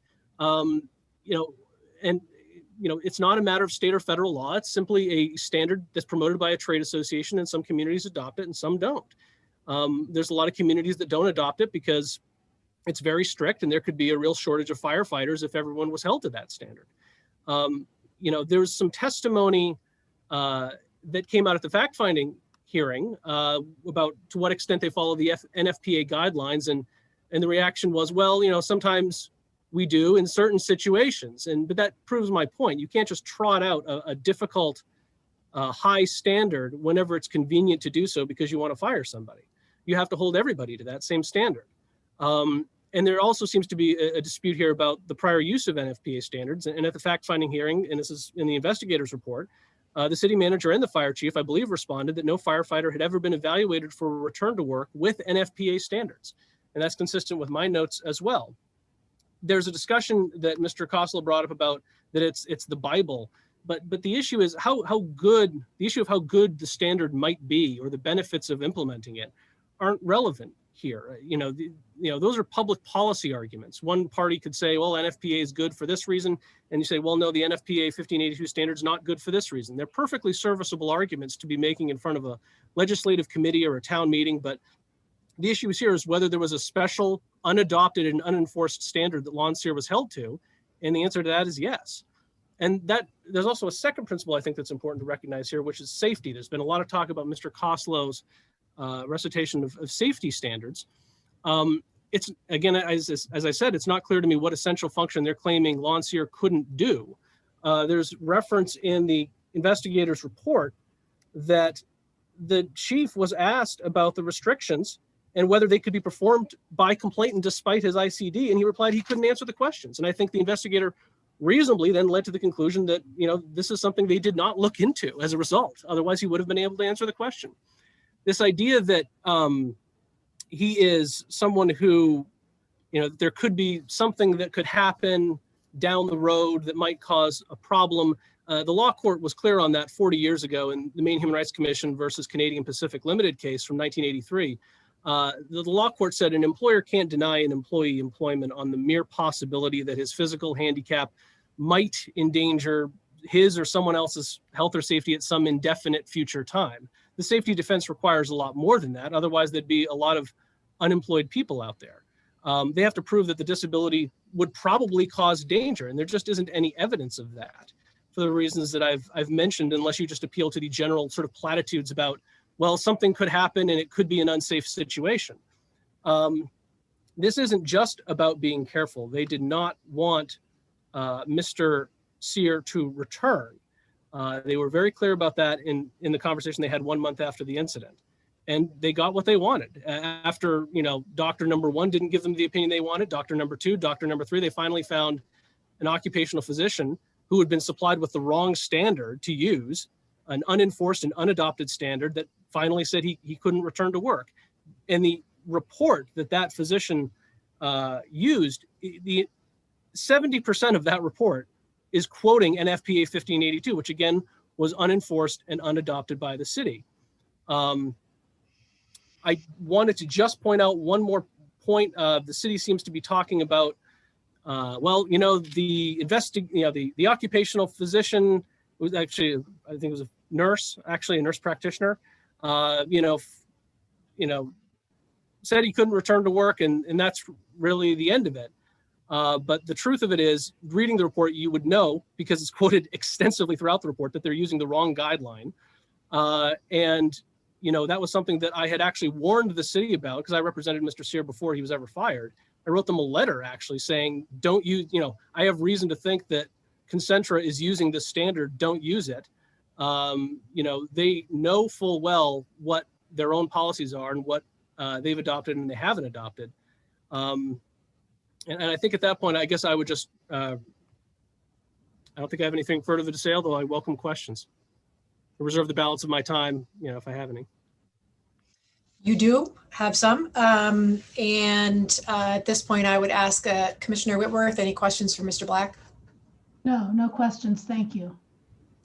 Commissioner Ashby, your boxes keep moving. Oh, Commissioner Ashby, where are you? Here you are. Okay. None. Thank you very much. No questions. Commissioner David? Is it possible that an essential function that he couldn't perform was driving for that 6 months? And what's the purpose of the 6 months? Is that a test to see if there's another cardiac event, and if you get by that, you're in the statistically better class of further problem? So a couple of comments about that. First of all, he was actually this process took so long that, first of all, that driving restriction was up by the time he actually had the Concentra exam and was terminated. So for the termination part, it isn't directly relevant because it had already expired. But okay. To get to the point of your question, though, I believe that the requirement in the job description is that he have a driver's license. And it is true that even though there was a driving restriction, they said, we don't want you driving until mid-April. I'd be speculating on the exact reason why, that might be the case. But even though there was that driving restriction, the Secretary of State never took away his license. And Mr. Sear had that discussion with the Secretary of State, and they said, no, you can keep your license. So at no point did he actually even fall below what the standards were. Now, the other issue is about reasonable accommodation for that. The city was very clear at the fact-finding hearing that no one shows up to a fire alone. There's no reason that someone else couldn't have driven the truck. Obviously, no one shows up. I don't think anyone could come up with a situation where someone would show up to a fire by themselves. It would have been a very easy, reasonable accommodation for someone else to just simply drive the truck to the scene. Nothing further. Thank you, Mr. Black. Since respondent has used all their time. If you want to use the rest of your 2.5 minutes, you can. You don't have to. I don't think I have anything further to say other than that I think the investigator did a great job, and that I think that the commission should affirm and adopt the investigator's findings here. Thank you. So at this point, we would turn to the investigator, Ms. O'Reilly. Morning, commissioners. My name's Jane O'Reilly. I was the investigator on this case. I think all of the main points of the case have been addressed by counsel. I think I just have a few things to add based on the last question that was asked by Commissioner David. The precise response, I have my conference notes in front of me regarding the driving restrictions. So complainant provided that he had never gone on a call, that it was policy that you always have 2 people on call for his paramedic duties. And that the only duties he would ever go on call for by himself as a firefighter would be very small garbage fires, things like that, but that had never happened to him. He'd always been working. I followed up and asked, have you ever been working solo in the department where you would be the only person available to respond to those calls? And he said no, that there was always someone else there who could respond. When I talked to the chief, he didn't directly address the question. I asked him, would complainant have been able to go out on a call by himself, or would he have had to go out on a call by himself? And he said something about a union agreement that involved not allowing any light duty assignments, and not driving would have been a light duty assignment. So it wasn't really clear. There was not a definitive yes or no. He did not definitively state that it would have been a problem to accommodate. He sort of talked about this other issue regarding a grievance, which was unclear at the time and is still kind of unclear based on the record. Otherwise, again, this issue of whether or not the appropriate standards were used and whether or not the accommodations were directly evaluated versus this issue of safety certainly was the issue in the case and is outlined in my report, but I'm happy. I think you just said you're happy to take any questions, but I didn't hear the end. Okay. Commissioner Whitworth, any questions for the investigator? No questions, thank you. Commissioner Ashby? I don't think so. Thank you. Commissioner David? Jane, the recommendation that there's discrimination in denying the request for reasonable accommodations, the requests were the 6 months and the no chainsaw. Those are the requests that are denied him. That's all Correct. that's all that he's asking for in terms of an accommodation, isn't it? He's not asking Correct. for any other job change, or I don't go into fires at all, only the other guys do, or anything like that. Correct. There were a few other minor, and I'm going to my report really quickly. Okay,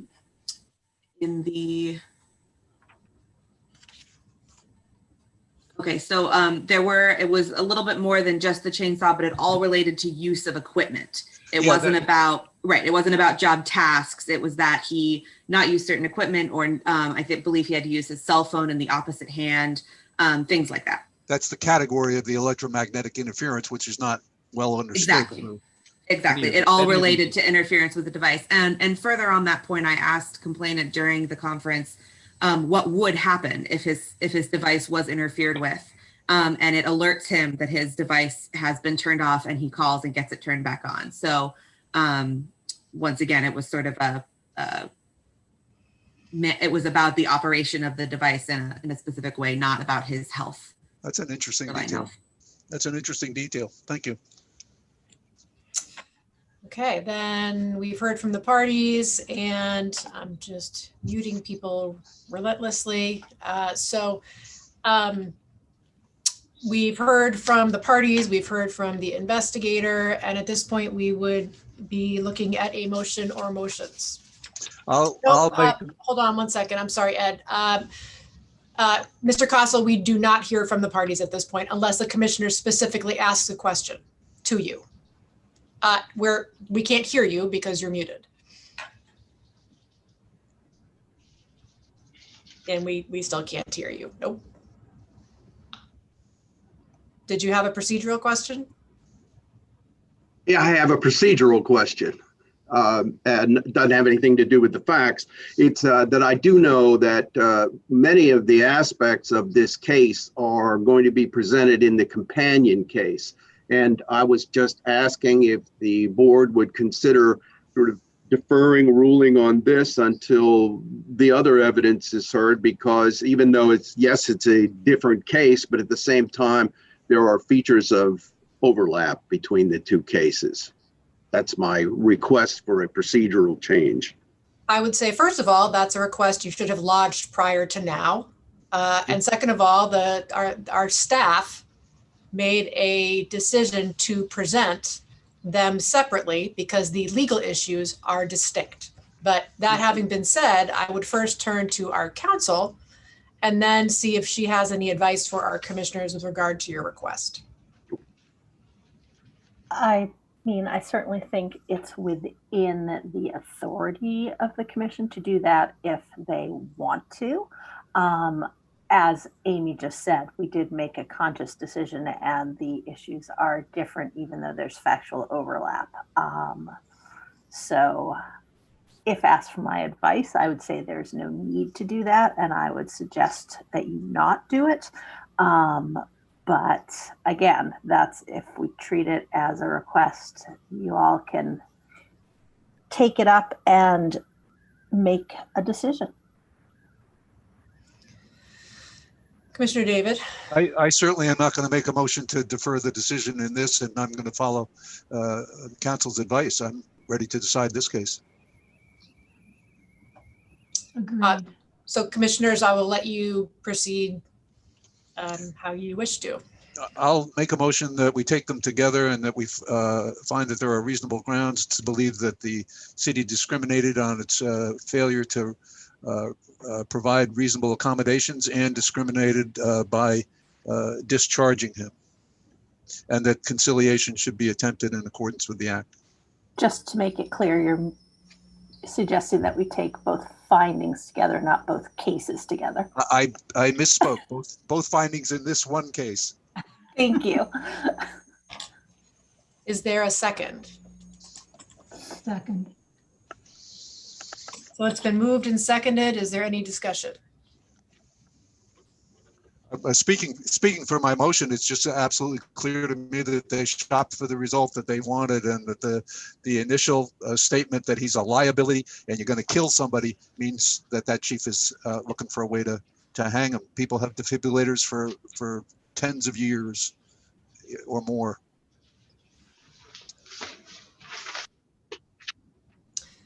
Any other discussion from commissioners?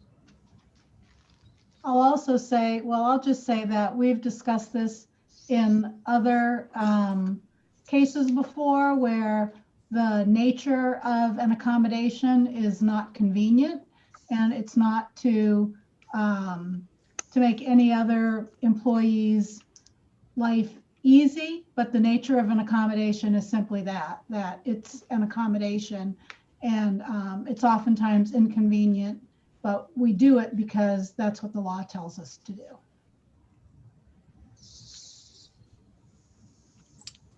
Any additional discussion from commissioners? Seeing none, all those commissioners in favor of reasonable grounds finding on with regard to denying a request for reasonable accommodations and by imposing discriminatory terms and conditions and discharging the complainant, please raise your hand and say yes. I see 1, 2, 3. The finding is reasonable grounds as to both claims, and the commission will send the parties and council a letter about the ensuing process. And on the next case, which is related, when you do call it, I do just want to point out again that one of the respondents, there is no objection as to them. So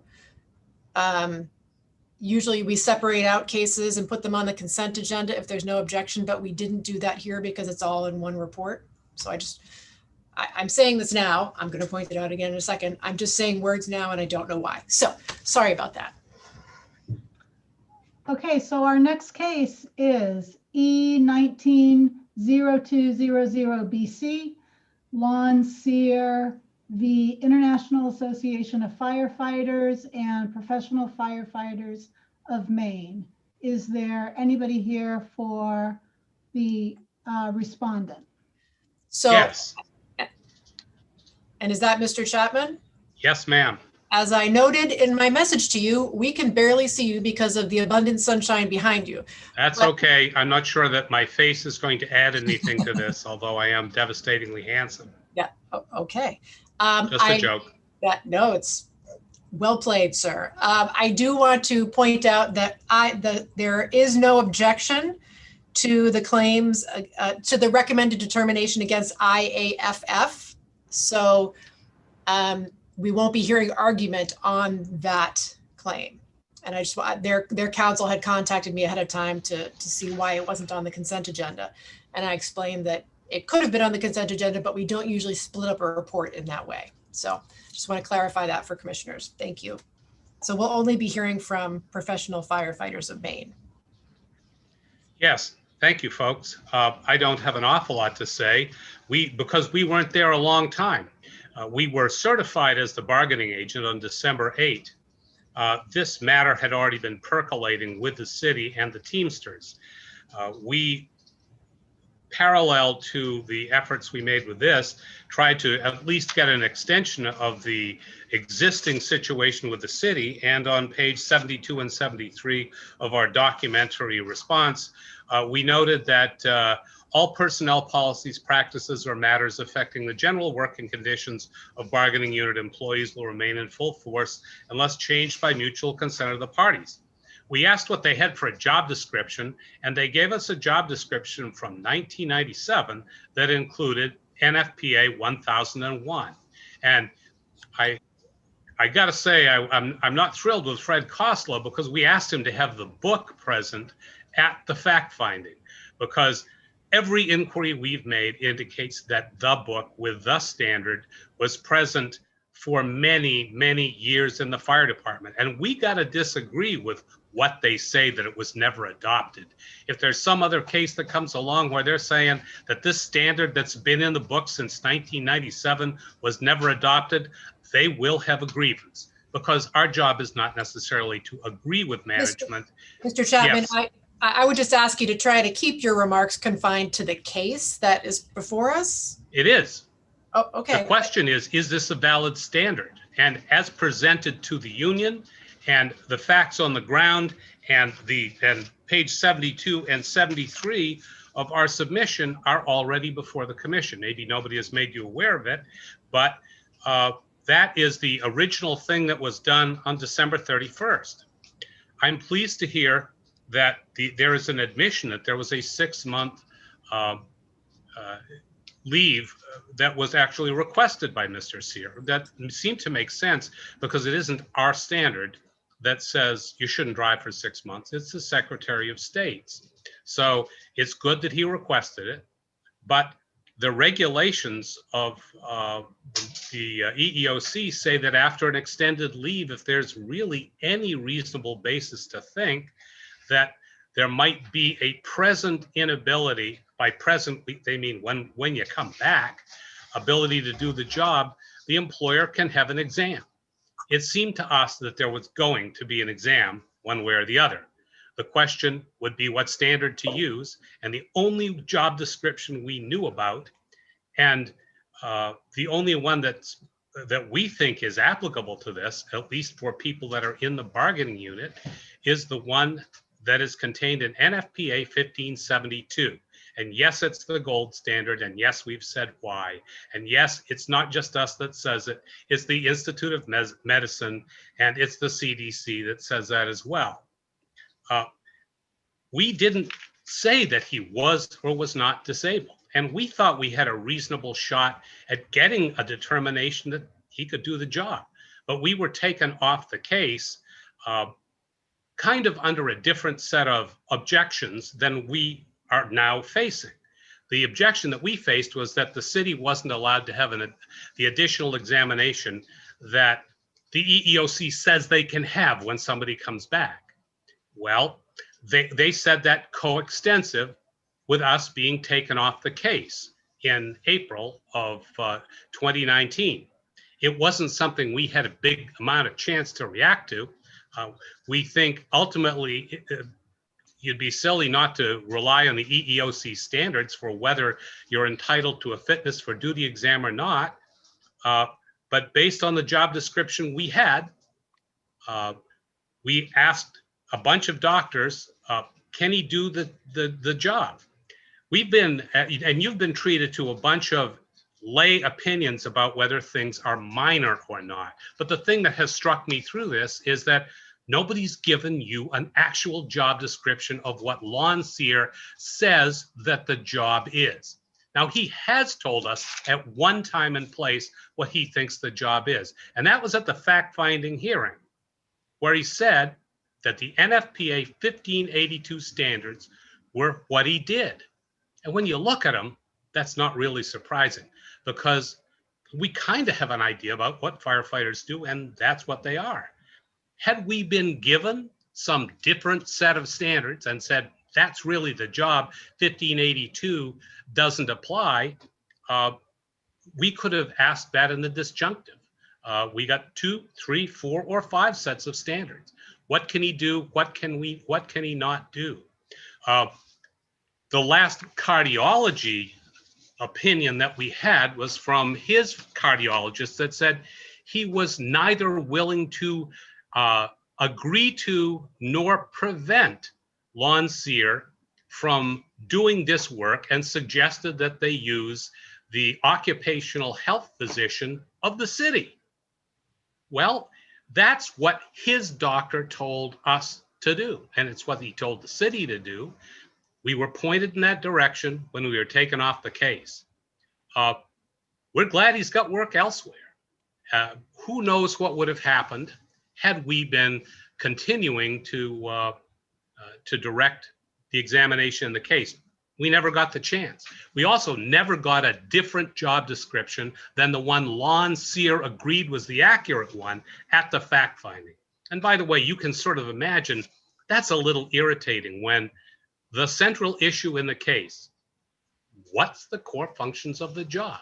Somebody says in front of you, in front of the fact finder, yeah, that's right, that's accurate. You don't have any follow-up questions to that because you both agree. So I guess that's what I had.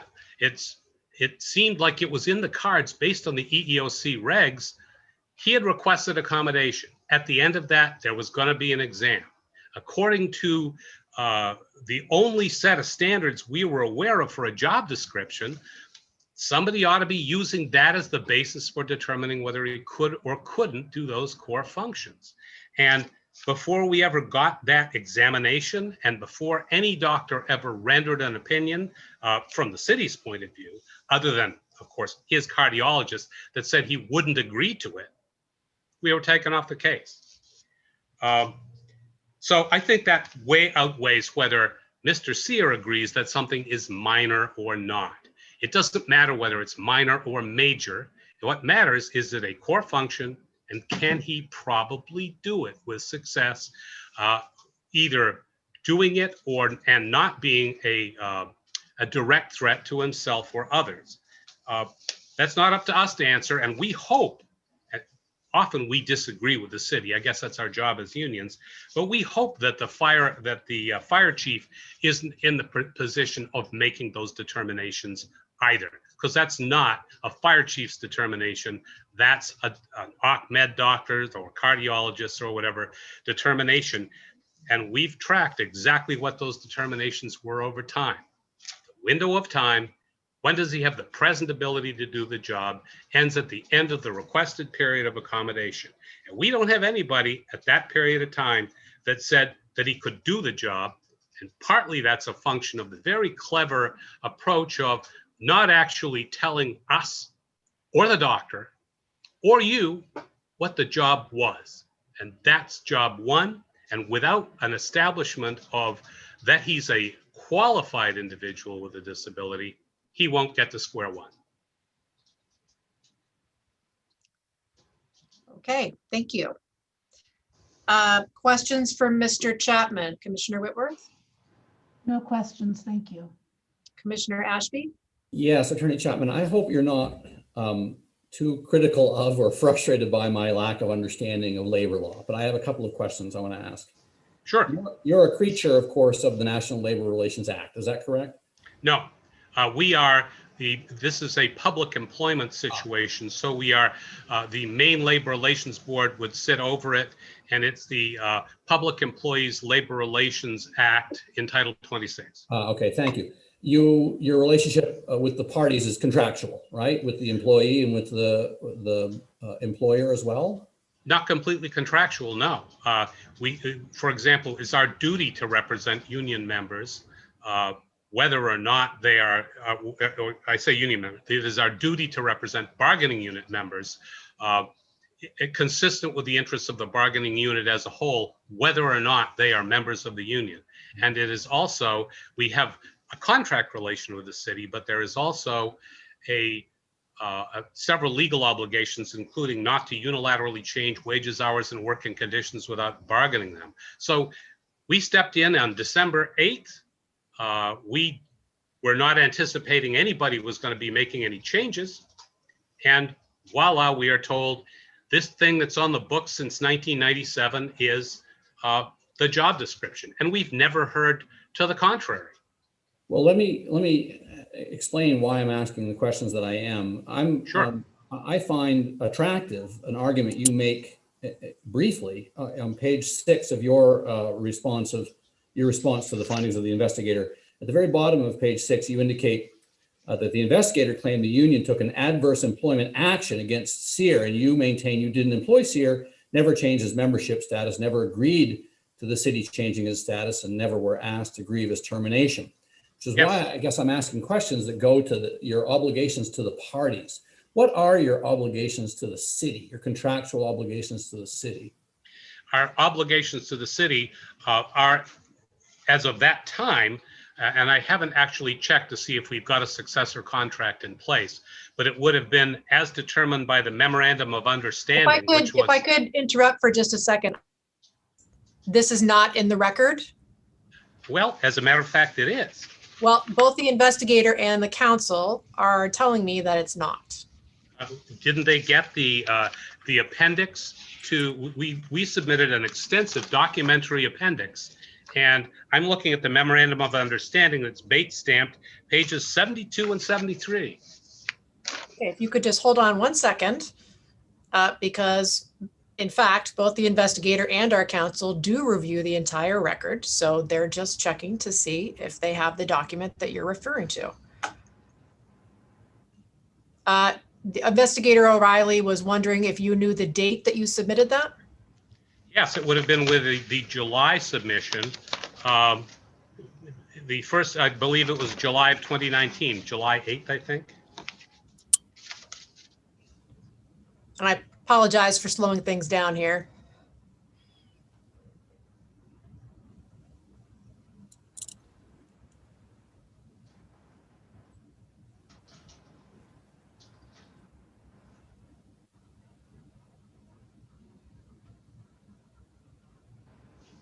And it is also referred to in our response of Professional Firefighters of Maine in the timeline and according to the appendix in our chronology that begins on page 7.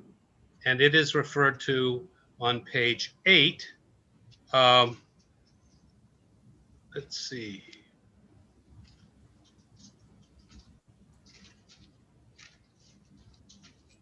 And please understand, Mr. Chapman, this is not a question about whether you've done anything wrong. It's just us trying to be consistent in making sure that we only have our commissioners look at information that's in the record. I understand that, ma'am, and I'm attempting to make sure that I am responsive to that. Yes, and that is, it is mentioned about an inch and a half up from the bottom on page 8. Effective date of MOU extending Caribou Teamsters contract provisions. Pages 72 and 73 of the document of the documentary appendix, which was submitted in response to the commission's document response, which we take very seriously. Thank you. We appreciate that. I think I see right now the investigator diligently looking online at the record. which is a little awkward to peruse quickly online. So I do apologize for the delay to everyone, but we just want to make sure. Yes. And responding to the underlying question while you're doing that, what is our contractual relationship? We have a contract, and I did make this argument, that says that nobody's going to be, at least the contract that we thought that we were signing on to on the 31st, on 72 and 73, would have forbade discharging Lon Sear without just cause.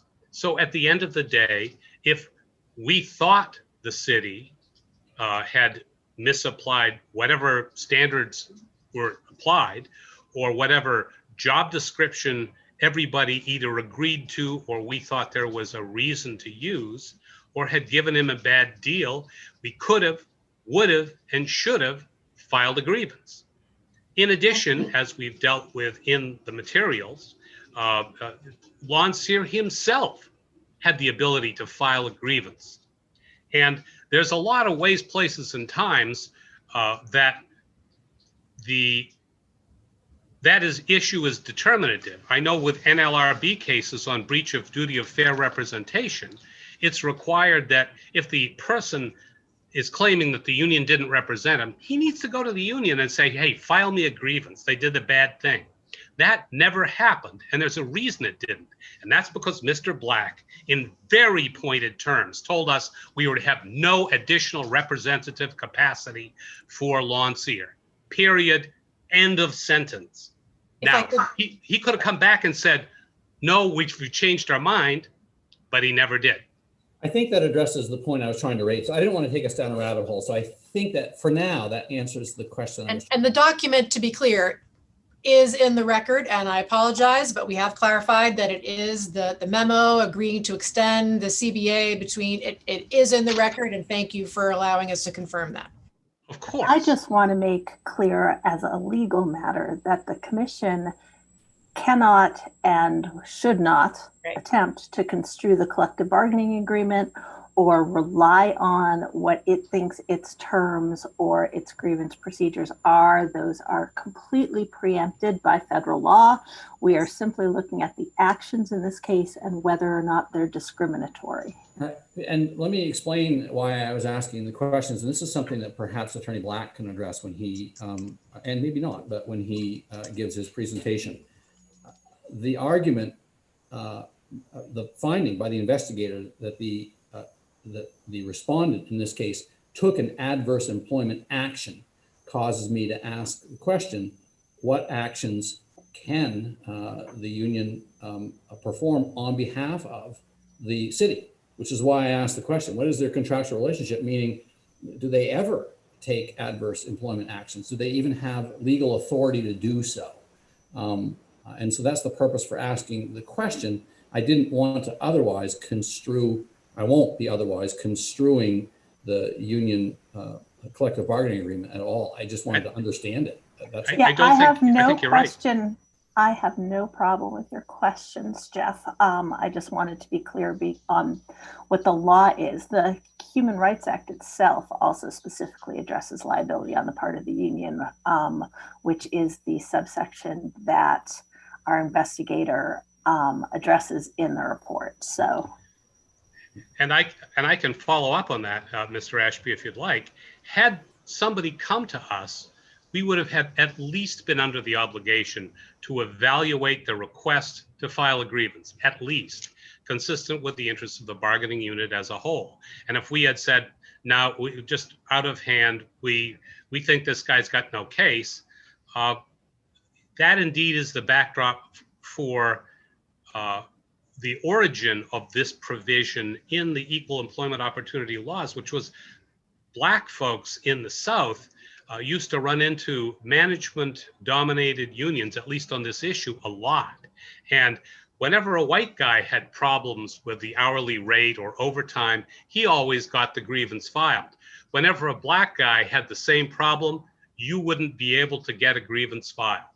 And that's why this stuff is in here. And that's the one thing that we really could do that would undermine Mr. Sears' position. And indeed, that's That's the kind of history that we have. Mr. Chapman, I appreciate the backdrop that you're giving us, and I'm sure that the rest of the folks here do too, but I would ask again that we try to limit ourselves to the case that's actually in front of us.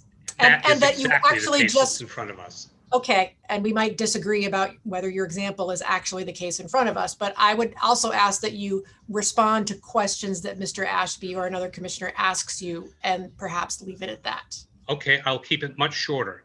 The one adverse employment action that would have generated employment consequences that we could have taken would have been to refuse to present a grievance that had been requested of us. Instead, the very first action here was Mr. Black taking us off the case, and no one ever came back and said, come back on the case.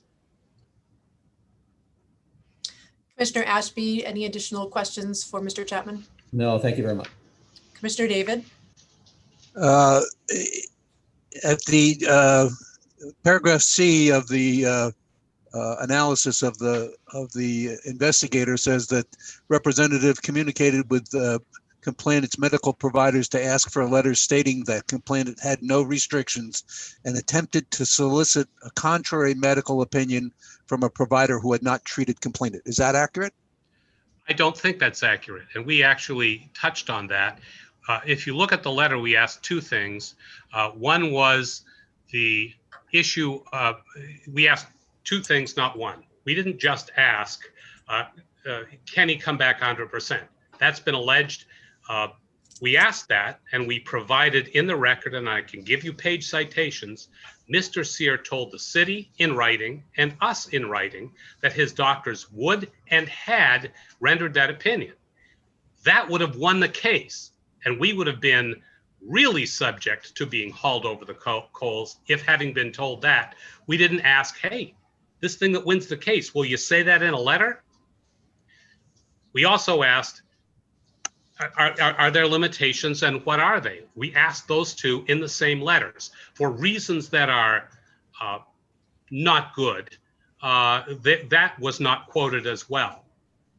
Second, we communicated with Virginia Weaver because she is the do not use any third party, Mr. Chapman. We don't allow the use of any third party or witness names because the Maine Human Rights Act provides that they are to be kept confidential. Okay, with a consulting nationally rated physician at Johns Hopkins University regarding the how this thing should be done, and it was as we were collecting things in March and April that we made that inquiry.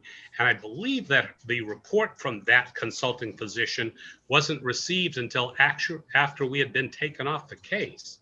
But if the question, physicians that have not seen people are consulted with all the time regarding what is the significance of test results, what is the appropriate standard to use, how do you do a stress test with or without some kind of cardiac radiologic stuff. Those things are done all the time, and that's what we did. Thank you. Okay, so at this point we will turn, I'm gonna mute you for now, Mr. Chapman. We're gonna turn to Mr. Black. Thank you, and again, good morning, commissioners. So this case intertwines with the previous case, and I essentially incorporate everything I said in the previous case in this one, so I won't try to hit the same points over and over again. But in this case, Lon Sear engaged the services of Michael Kraus of the Professional Firefighters of Maine, I'll just refer to them as the union, to represent his interests. And instead, the union proceeded on a different agenda without Lon's knowledge or consent. Within the same week that Mr. Kraus signed on to represent Lon Sear. Mr. Black, please don't use the names of any individuals. The only respondents here are corporate. My apologies, I'm sorry. Within the same week that the union signed on to represent Mr. Sear, there's an email from this union representative to another union representative that says, the manufacturers, can I get a statement from an occupational doc confirming NFPA 1582 and dispelling the position of the manufacturer Also, this guy's primary care doc and cardiologist have put him back to work. Only restriction is driving for 6 months and no lifting with left arm for 4 weeks. I think they are crazy. And so he proceeded, thinking that his doctors who had already rendered these opinions were crazy, to essentially sabotage the return. He sent them copies of NFPA 1582, which is, again, a trade association standard that's not adopted by the city. He highlighted certain paragraphs of these unadopted and unenforced standards for the physicians to look at. There was an illegal standard applied for his return to work in cover letter communications with these physicians. He said that he was there to determine whether he could return without any medical limitations, without any permanent medical restrictions. Obviously, that's not the proper standard under the Maine Human Rights Act. You can, you can perform. The question is whether you can perform essential functions of the position with or without reasonable accommodations. A person can still have a restriction and return to work, and especially if it doesn't impair the ability to do the essential functions of the jobs. And as we discussed in the previous case, it's still not clear what essential function Mr. Sear couldn't do. And then they went along with the city's plan for a third-party examination by Concentra, which is doctor number 4, which was of the city's choosing, despite the fact that he already been cleared by 3. And then someone sent a copy of NFPA 1582 to the occupational doctor, and this is the result. So again, a couple of guiding principles. Number 1, you can't have one standard for disabled people or people believed to be disabled and a different standard for everybody else. And that comes with a strange twist here. The city admits that they did not ever adopt NFPA 1582, but the union seems to be claiming that they did. And how they get there is, I'm sorry, it's just a denial of the reality of the situation, and it's a misunderstanding of how the law works.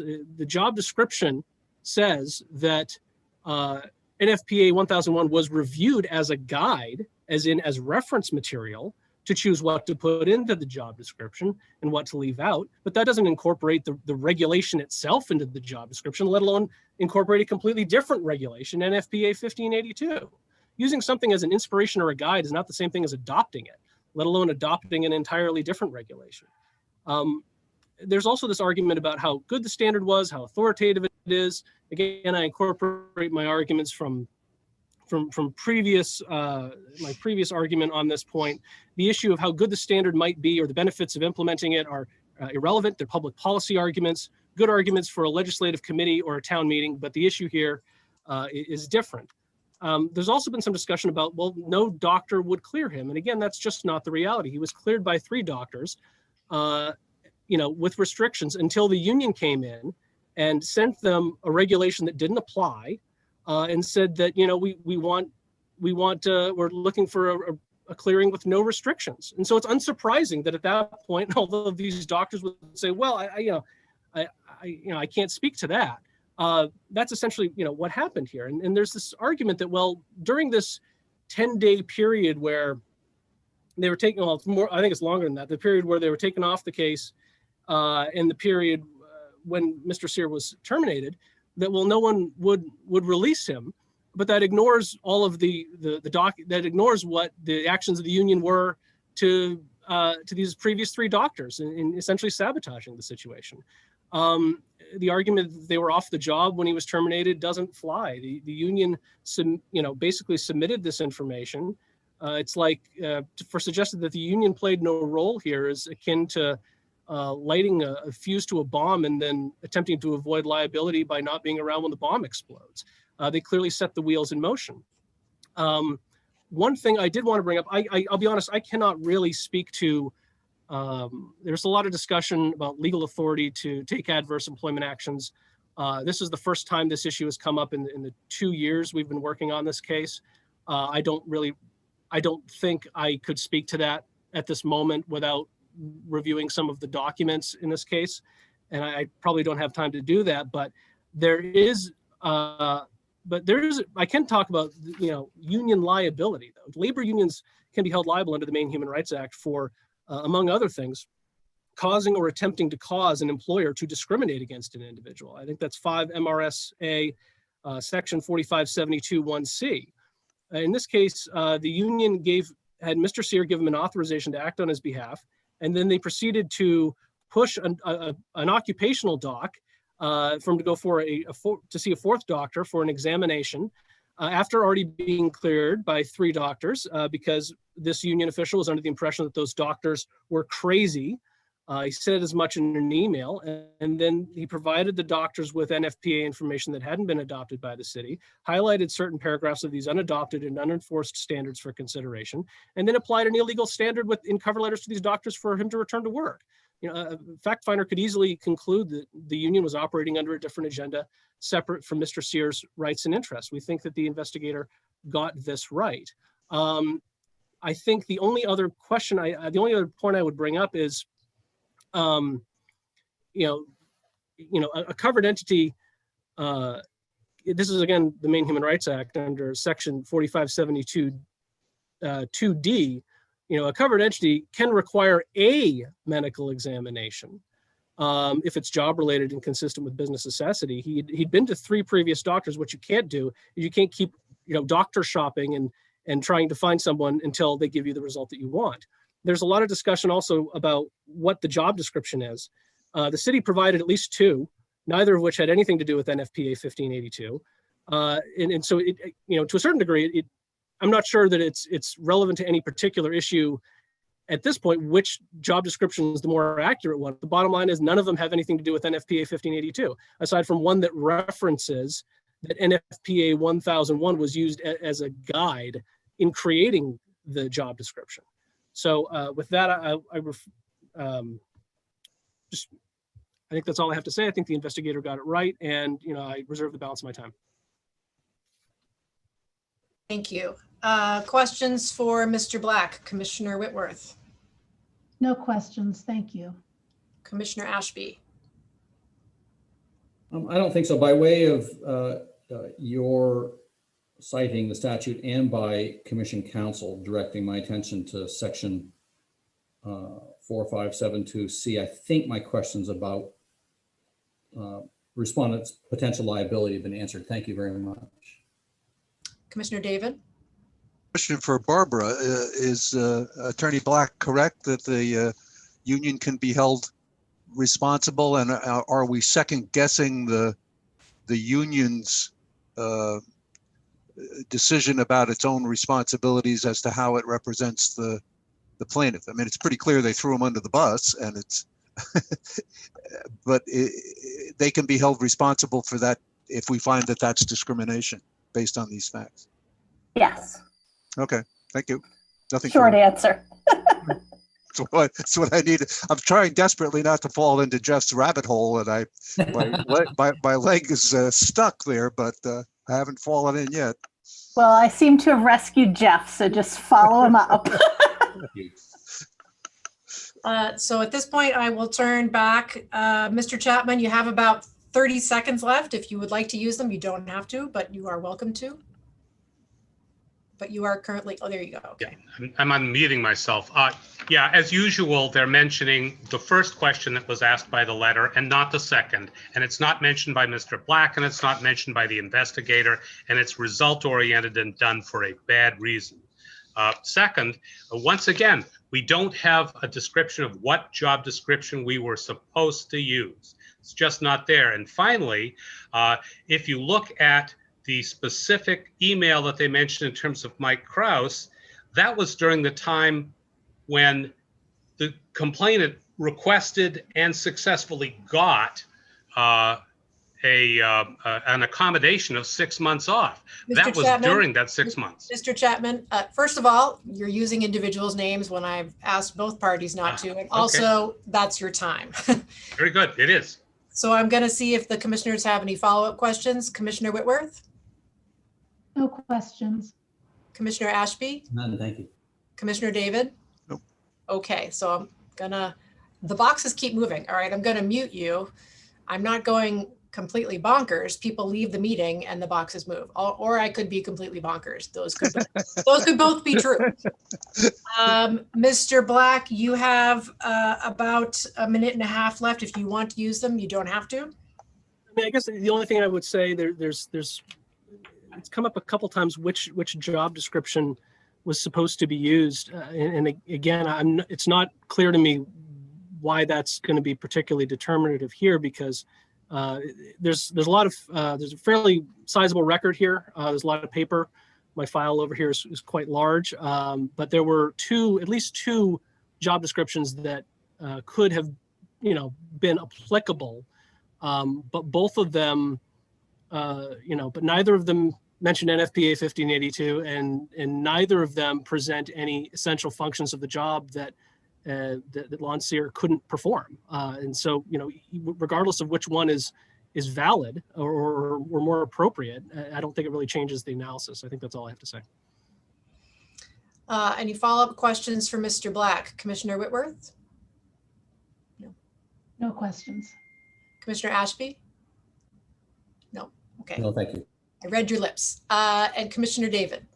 No. Okay. Thank you. So we've heard from the parties, and now we would turn back to Investigator O'Reilly. Wait, where are you? Commissioners. Okay. My name's Jane O'Reilly. Again, I was the investigator on this case as a companion to the previous case. I did make quite a few notes while those presentations were going on, especially regarding some of the references to the record. If the commissioners want me to read from or reference specific documents to help them in addressing some of those issues. But I don't think I have anything else specifically to add unless there are questions. Again, I think the parties have identified pretty clearly what the issues were. The respondent in this case, the union, talked often about the standards that should be applied, and also that they were gone before the end of the result. But as you can see from my investigator's report, I did not find that absolved them of liability for their actions prior to the result that I'm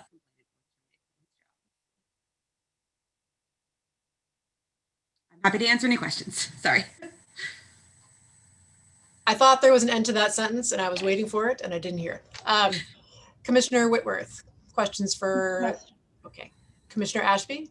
Just really briefly, I want to hear a bit more about the email referenced by Attorney Black. And maybe it was in your investigative report, but I guess I just didn't see it. The discussion on the part of the respondent that it was crazy, I think was the word they used, to suggest this fellow could go back to work with those accommodations. Correct. It is in the investigator's report under section 3, the facts, paragraph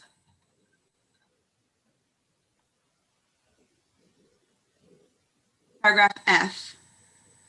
And I couldn't tell you why, but the final phrase, I do have in the record that the email ends with the phrase, I think they're crazy or whatever.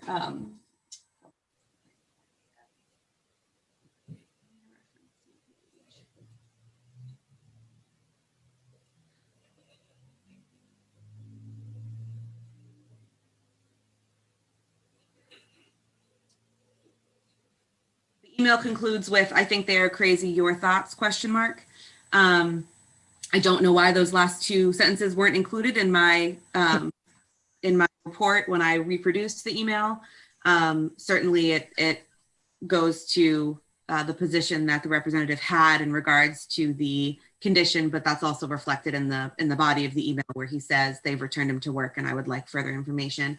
Along with that, I cannot remember which council it was now that referenced the communication with the physician with the union. I believe it was Commissioner David who asked about the reference to trying to solicit a contrary medical opinion from a provider who had not seen complainant. So the emails do include an email from the representative to a medical provider asking that medical provider to provide medical information that says that this complainant cannot return to work due to having the device. And the response from that provider does include a letter that has information on the device and reference to the standards, but it also says, just as an FYI, fitness for duty evaluations are considered practicing medicine and can only be performed in the state the doctor has a medical license. Thus, I have specifically provided the information on next steps without commenting on a specific medical record review. She did not, do any kind of medical analysis or medical evaluation of complainant himself, and was clear that her recommendation was based on these sort of standards generally. Thank you. Commissioner David? No. Any questions? No? Okay. Thank you, Jane. So we've heard from the parties and the investigator, and now we would be looking for a motion or motions from commissioners. To Amy, for me to understand, do you, in light of the lack of an objection, is there a need for a motion regarding finding one? We do actually need a motion to adopt that recommended decision. And it can be part of an overall motion. Like if for instance, you wanted to adopt all the recommended determinations, you could do that in one, but otherwise it should be in two separate ones. And we do need to adopt the first one for sure. I'm going to try one motion and see what happens. I move that we accept the findings of the investigator. One, that there are no reasonable grounds to believe that the IAFF respondent discriminated against the complainant on the basis of disability, and the claim should be dismissed in accordance with the Act. And two, that there are reasonable grounds to believe that the respondent, in this case, Professional Firefighters of Maine, discriminated against complainant on the basis of disability, and conciliation of the claim should be attempted in accordance with the Act. Second. It's been moved and seconded. Is there any discussion? Very briefly, in support of my motion, I am moved mostly by that email because I couldn't understand, without learning that context, sort of why the respondent took the actions that it did. I was chalking this case up to professional malpractice first, and only that I can see erroneously thinking that another evaluation might actually help the employee. Getting the employee back to work was important, and maybe there was just a misunderstanding about sending these standards over thinking they would work, and they didn't. I thought it was really sloppy work. Commissioner David said throwing under the bus, kind of. However, I didn't see a lot of evidence of on the part of the respondent that they were critical of the decision to have this fellow go back to work, which is something I wouldn't think the union would actively undertake, but it appears from that email. I think they're crazy. What do you think? That really says it all for me. And I did review, thank you, Barbara. I did review the statute, and I believe that this is activity covered under the Act. That would be discriminatory, and is in fact discriminatory. Yes, Commissioner David. Yeah, I agree, and I think that email is critical. And Jane, it's too bad that those words got omitted, but even without them, the tone of the email is, can I get a statement? And saying the conclusion that he wants is dispelling the position. The union had other fish to fry by increasing the standard. I think they take nothing from the fact that they were discharged, and I think Attorney Black was absolutely correct in telling them that they're fired, they're not doing the job. So it's clear to me that there's discrimination that lays at the feet of the union. Any additional discussion between commissioners? Nope. So the motion is to find no reasonable grounds to believe disability discrimination occurred by International Association of Firefighters, and to find reasonable grounds to believe that there was disability discrimination by Professional Firefighters of Maine. All those commissioners in favor, please raise your hand and say yes. Yes. 1, 2, 3. So the finding is no reasonable grounds against IAFF and reasonable grounds against PFFM. And the commission will send parties and council a letter outlining the next steps in the process. Thank you all. We have 2 cases left. We are on case E20-0018, Calvin Lewis v. T-Mobile USA. Is there anybody here for the complainant? Calvin Lewis? Mr. Lewis is here. So if you want to unmute Mr. Lewis, we are ready to hear from you. Okay, thank you. Sure. And thank you, commissioners, for hearing my case. My name is Calvin Lewis. And the first thing that I want to do is to attempt to state some of the factual evidence errors that I found in the investigation. The report states, and I quote, "The respondent fully accommodated complainant at all times." Well, my accommodation request dated January the 23rd of 2021 was not provided. I feel that T-Mobile's actions associated with my accommodation request were discriminatory, and my disability was used to discriminate against me. In response to my accommodation request on February the 14th of 2020, T-Mobile placed me on an unpaid leave of absence pending an examination by Maine Neurobehavior Services. I attended the examination, but did not get any feedback on the examination or the results. As you can see, I put in my original complaint, my original response in Exhibit D. I was also not paid for the time that I spent getting the exam. When I was told that employees were working from home by one of my employees in April, I reached back out to the person who was in charge of accommodations for T-Mobile and asked them if I could come back to work then. But my original January accommodation request to work from home had been denied. And that's when I was placed on the unpaid leave of absence. And that would have happened between February the 14th of 2020 and April the 11th of 2020. And then when I reached out to the accommodations manager of T-Mobile, I was returned back to work on April the 11th of 2020 to begin working from home, which was the original accommodation that I requested to be work from home. The report also stated that I readily agreed with my delay in returning me to work in December of 2019 and the accommodations that were provided. This is not exactly true.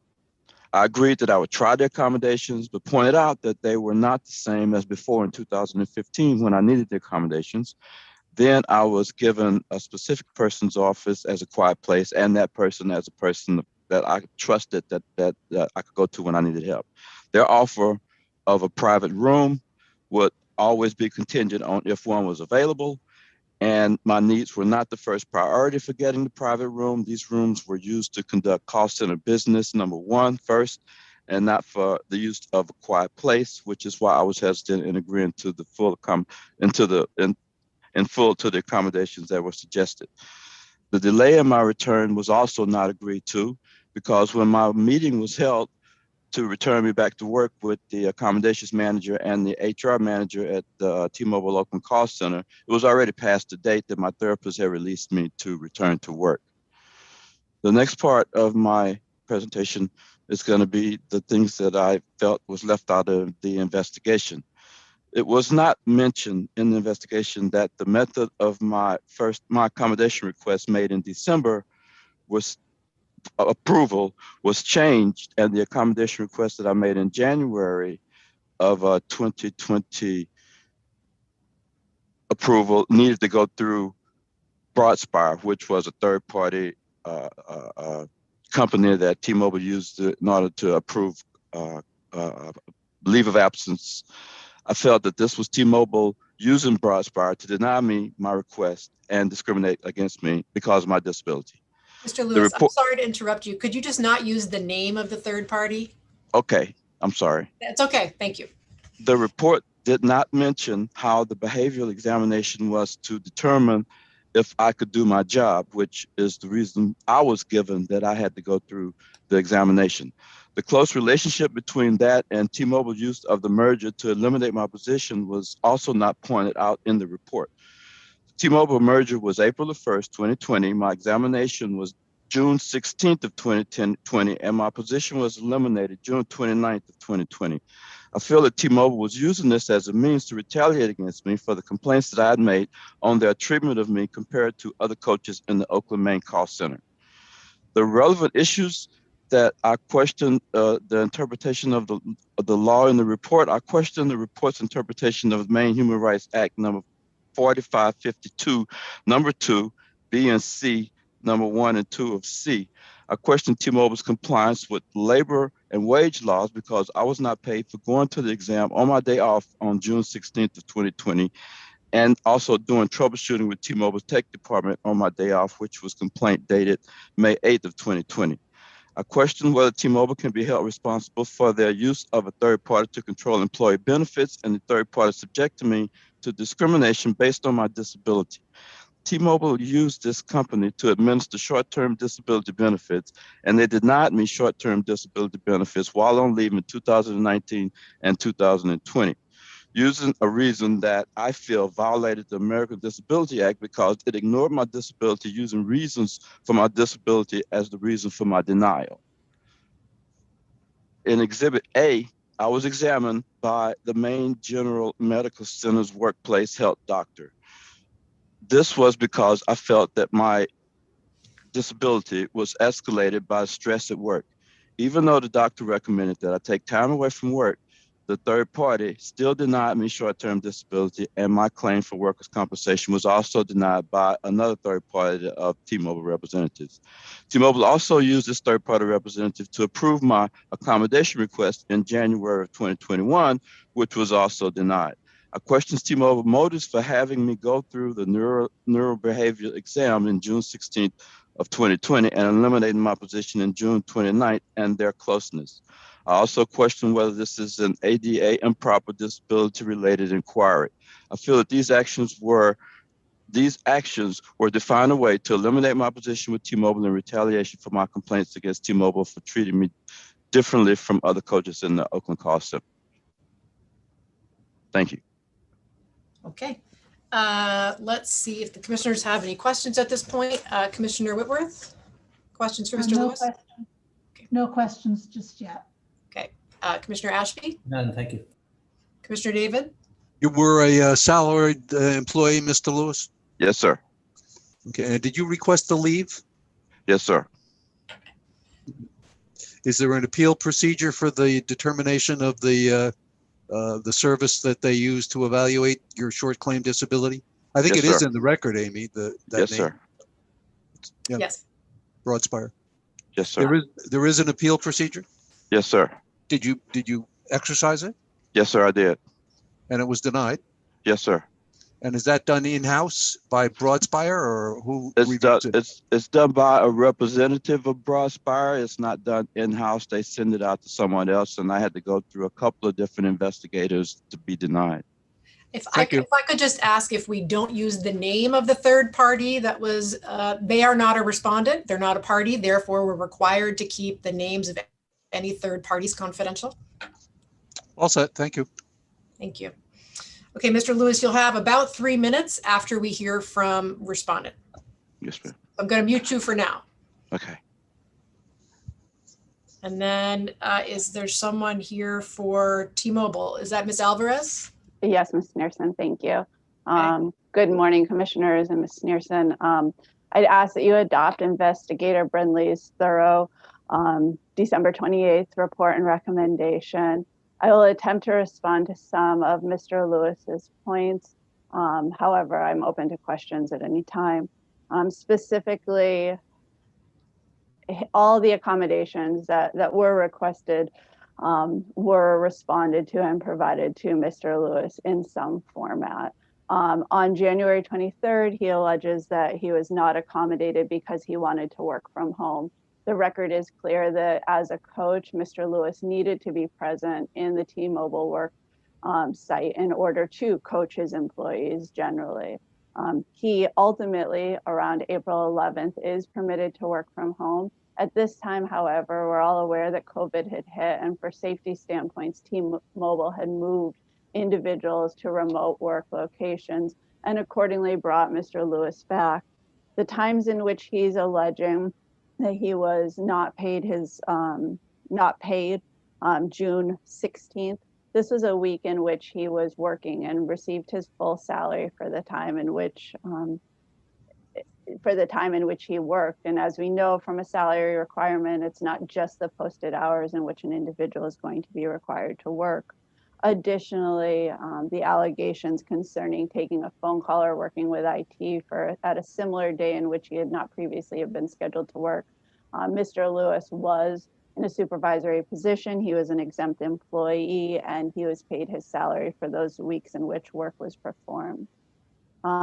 As to the allegation that the denial of short-term disability was in some way discriminatory in nature, I'll again refer you to the investigator's report. Mr. Lewis had 2 appellate opportunities. At no time has he provided any evidence that there was any violation of the plan standards. Instead, the appellate process goes through and explains how the medical documentation that had been provided was deficient and didn't meet T-Mobile and the third-party provider standards under the plan itself. He's not pointed to any other situation in which similar evidence would have been granted short-term disability to another individual. Additionally, in so much as he alleges that the December 29, 2019 return to work and the delay regarding that return was in some way discriminatory in nature, I'll again point you to Investigator Brindley's report and recommendation. Not only did Mr. Lewis initially send the documentation to the wrong parties, there was then follow-up with him and a discussion concerning a return to work date. I'll remind the commissioners that this was an individual who was only scheduled to work Wednesday, Saturday, Sunday, and Friday. The time in which after the initial request was received from the doctors for the return to work, there was a delay in getting it to the appropriate parties and getting it to someone at the Oakland facility. After there was a sit-down meeting or a telephone conference between the Oakland team and Mr. Lewis, the parties decided that returning the next Wednesday made the most amount of sense for everyone, as there was an attempt to get the other accommodations that had been requested in order. Mr. Lewis has alleged that the accommodations that he requested in December 2019 were not the exact same accommodations that he had requested. As we know, the standard under Title VII and Maine Human Rights Act is that the complainant does not have the right to dictate what the accommodations are as long as an accommodation is reasonably provided to the individual. Additionally, Mr. Lewis has not alleged that there was any time in which he needed something, a room that was unavailable or some other specific accommodation while he was at the Oakland facility working in that time between December 18th and January 10th when he stopped returning to work. I don't have anything further, but I am happy to answer any questions the commissioners may have. Thank you. Questions for Ms. Alvarez? Commissioner Whitworth? No questions. Thank you. Commissioner Ashby? Oh, thank you very much. Commissioner David? Does the record reflect how many people lost their jobs in the reduction in force? From a national standpoint, when the merger occurred, over 1,000 people lost their job, but specifically in Oakland, there were 5 coaches who lost their jobs. So Mr. Lewis and 4 other people in the same job category lost their position as a result of the merger. And is it all those people in that category that lost their job?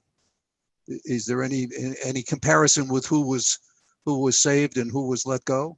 There were other individuals who were retained after the merger. So there was, prior to the termination occurring, individuals in the supervisory position who were overseeing the coaches were asked to rank or to provide an evaluation of the individuals in the pool of in the pool of coaches who were part of the reduction in force.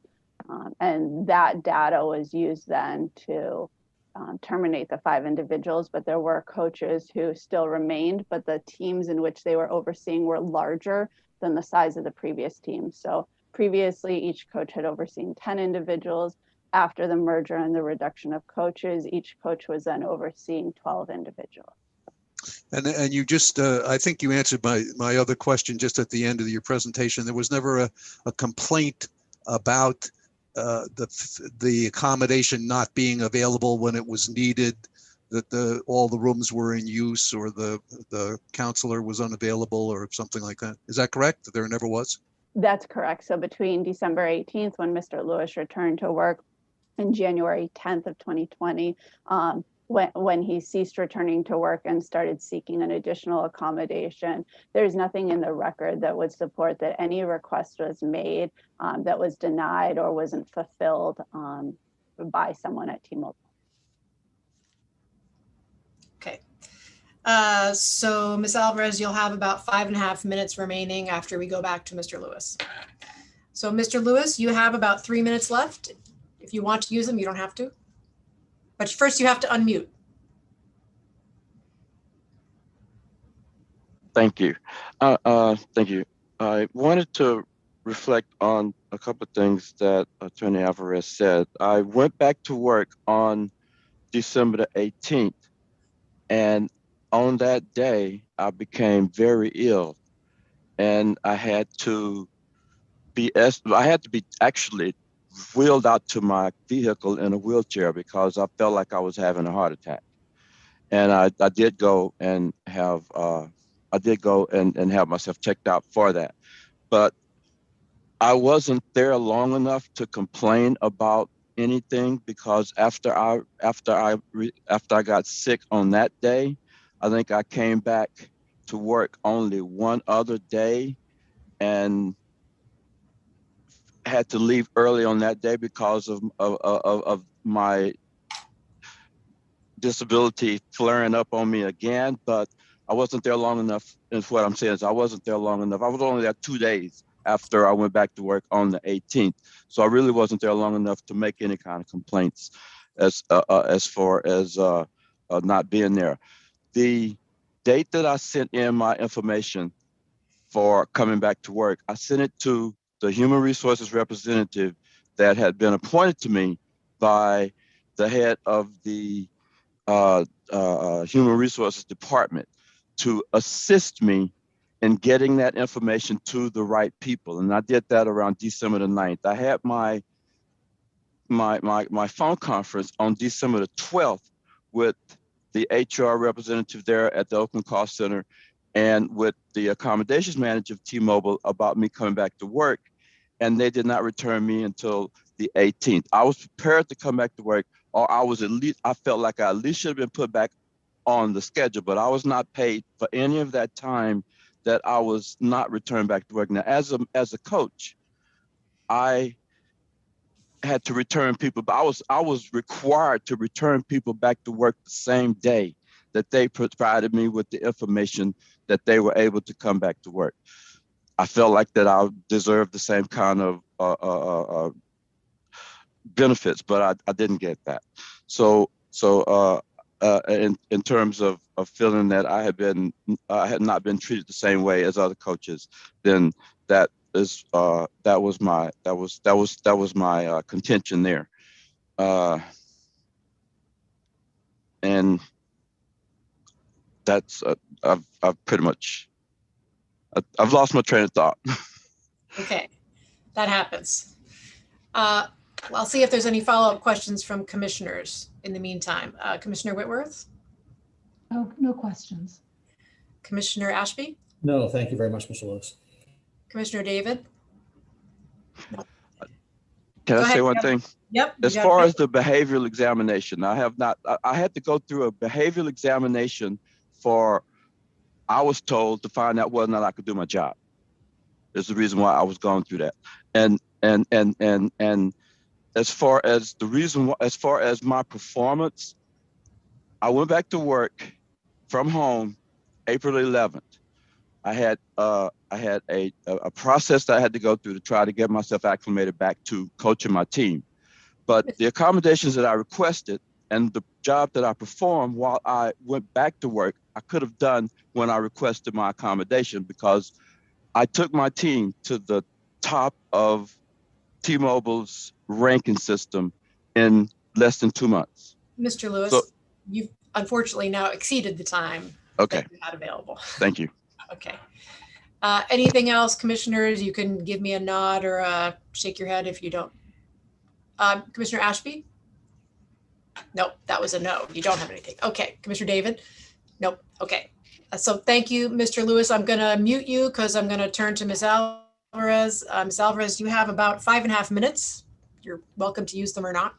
I would just direct the commissioner's attention back to the investigator's report from a factual standpoint as to many of the statements made, in so much as Mr. Lewis has now stated that he, as a coach, had been required to return people back to work or their position on the same date in which a return to work letter had been provided. There's no evidence of this in the record. And additionally, there's no evidence that those other situations also included additional accommodations that were being requested, which take time to implement and make sure that they are provided to a complainant once those requests for accommodations have been made. I have nothing further, but I'm happy to answer any additional questions. Questions for Ms. Alvarez? Commissioner Whitworth? Nope. Commissioner Ashby? Nope. Commissioner David? Nope. Okay, thank you, Ms. Alvarez. Now we turn to Ms. Brindley. Me. I'm Alex Brindley, the investigator assigned to this case. I think both parties were very thorough with their analyses of this case. I don't think I have anything else to add, but I'm open to any questions. Otherwise, I will rest on my report. Questions for Ms. Brindley, Commissioner Whitworth? No, thanks, Alex. Commissioner Ashby? Oh, thank you. Commissioner David? Alex, do you get into the comparison of the individuals that are let go and the individuals that are kept when they get to the reduction in force? Is that not an area that would possibly reveal racial or age discrimination? That is possible. I didn't look into that in this particular case because I didn't feel it was necessary, considering there were so many other people that were discharged due to the merger. But if it were like a smaller group of people, certainly. And I mean, I have to agree that it's not alleged in the complainant's presentation. I mean, he's not focusing on that, so I'm certainly not going to focus on it. But it wasn't looked into. No. Okay. Thank you. Thank you, Alex. So commissioners, we've heard from the parties and the investigator. At this point, we would be looking for a motion or motions. There are three recommended determinations. You can take them separately or together. I'd be ready to take them together, that there are no reasonable grounds to believe there was discrimination in denying him accommodations. There are no reasonable grounds to believe that discriminated against him on the basis of age or race in terms of employment and discharge. And there's no reasonable grounds to believe that there was retaliation. Second. Is there a second? Second. So it's been moved to find no reasonable grounds on all three claims. And seconded, is there any discussion among commissioners? Well, speaking for the motion, his complaint is primarily with the agency that performed the assessments on him, the T-Mobile hires for that purpose, and that was appealed and expired. He makes no allegation as to race or age in his presentation at all, and there's certainly no retaliation here. The time sequence is governed by much bigger things than this complaint in terms of the national merger and the reduction in force. So I don't see that there's been substantiation of unlawful discrimination in regards, and the accommodations certainly appear to be reasonable, and they're not complained about while they're going on. Any other discussion among commissioners? Seeing none. So the motion is to find no reasonable grounds on all the claims presented. If you vote yes, you are agreeing with that. All commissioners voting yes, please raise your hand and say yes. Yes. 3. Okay, so the vote is to find no reasonable grounds on all of Mr. Lewis's claims presented. Mr. Lewis, thank you. We will send a letter outlining the process from here on. And and thank you, Ms. Alvarez. And now we are on our last case on the hearing agenda. H20-0399, a housing case, Bonnie Garrett v. Robert Larkin. This is a reasonable grounds case. Is there anybody here for the respondent, Mr. Larkin? Mr. Campbell, you are muted. You need to unmute there you go. Nope, we can't hear you. For some reason, we can't hear you, even though you are unmuted here. On the Zoom, you're unmuted. Now you're muted. If you unmute again, my guess is it might be something to do on your headset or your volume. Hello? Yes. We are here for Robert Larkin. Okay. I'm Cecile Champagne. Okay, do you have an attorney, Mr. Campbell? Yes, we do. Okay, so I do not believe you are one of the parties. So I'm going to look to the attorney who's been retained by Mr. Larkin to do the presentation on behalf of the client. Mr. Larkin. Mr. Larkin is right beside me, and according to Andy Campbell, if I could help guide him, because he's hard of hearing, he's 85 years old. Okay, so let me just pause for a minute and see if we can first we need to get Mr. Campbell unmuted. Sure. Hold on. I'm his lifetime partner for little over 40 years. So I know the situation where I've collected the rent monthly. Okay, hold on. Sure. First of all, we're not taking testimony. We're not taking witness statements. First, what we're going to do is try to understand what Mr. Campbell and his client have determined between them about who's going to make a presentation. Yes. So first, I'm going to try to get Mr. Campbell unmuted. You are still muted, Mr. Campbell. Nope, still muted. Yep, can't hear you at all.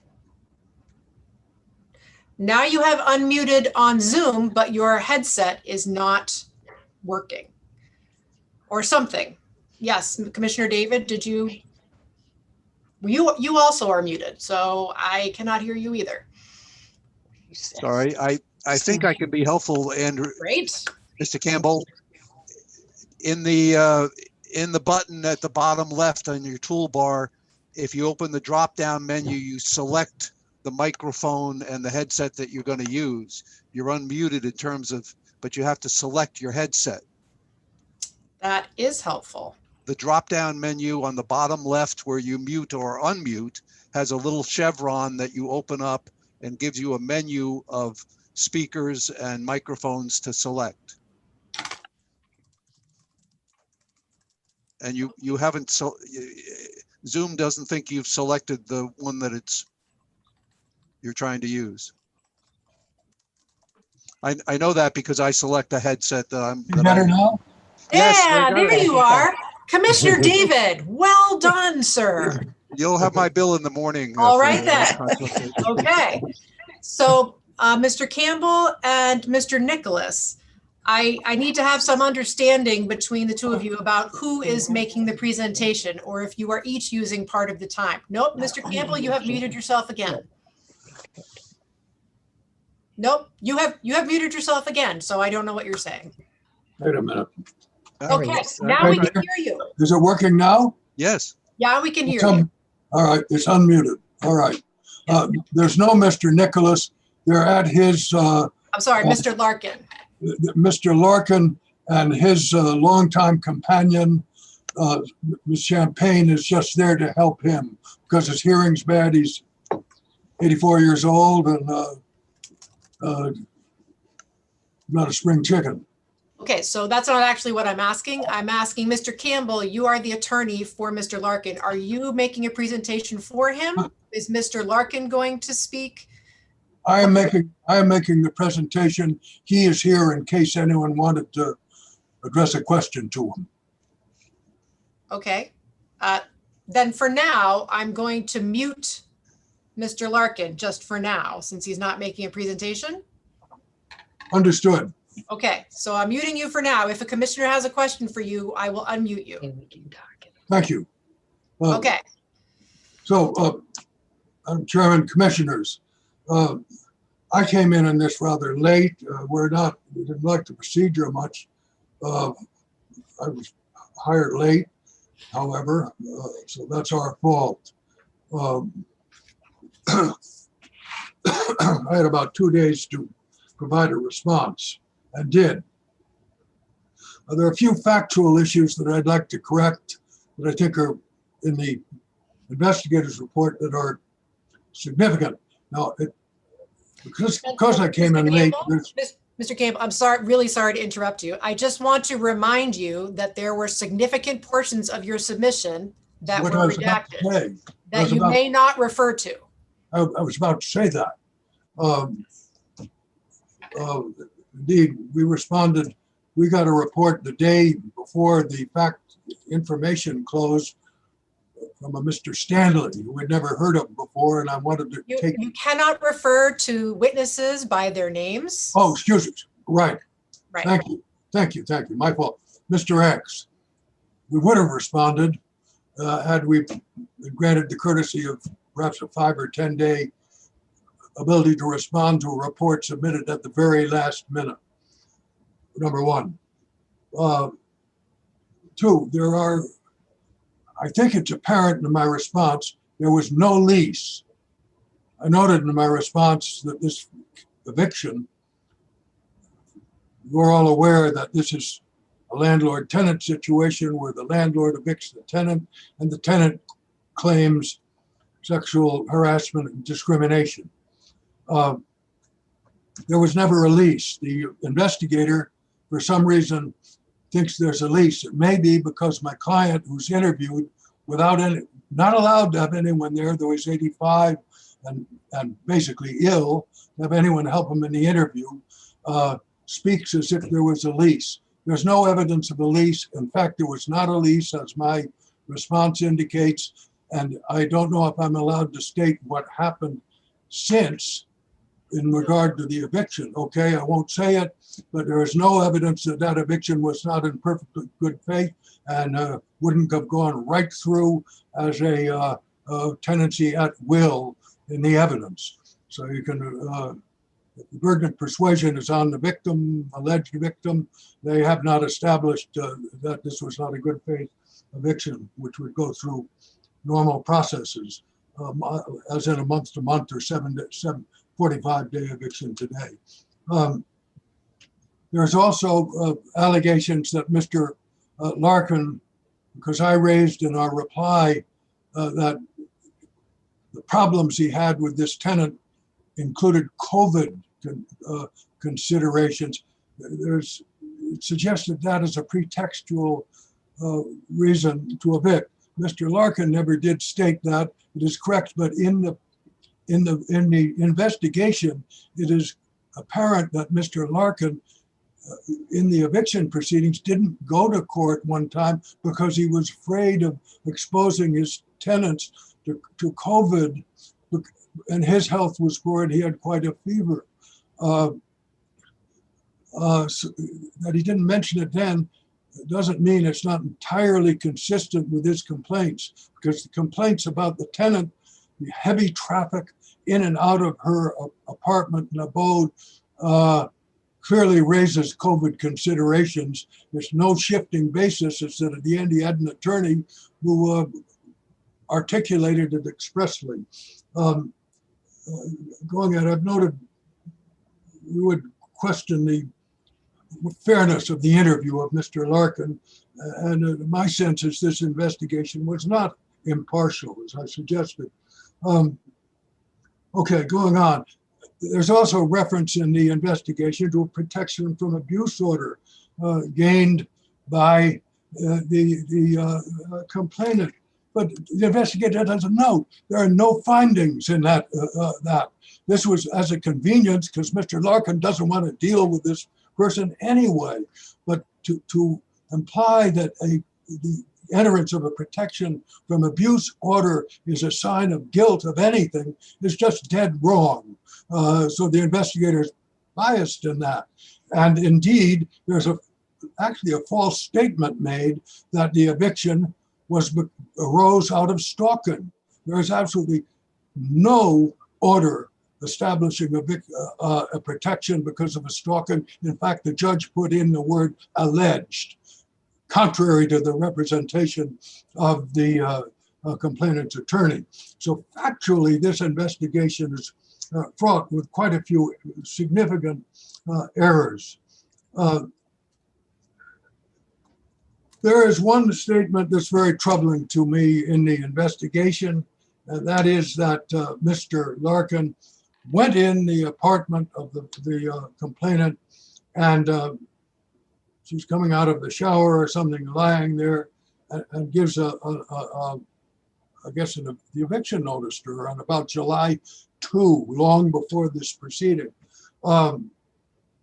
He has denied everything. He certainly denies that.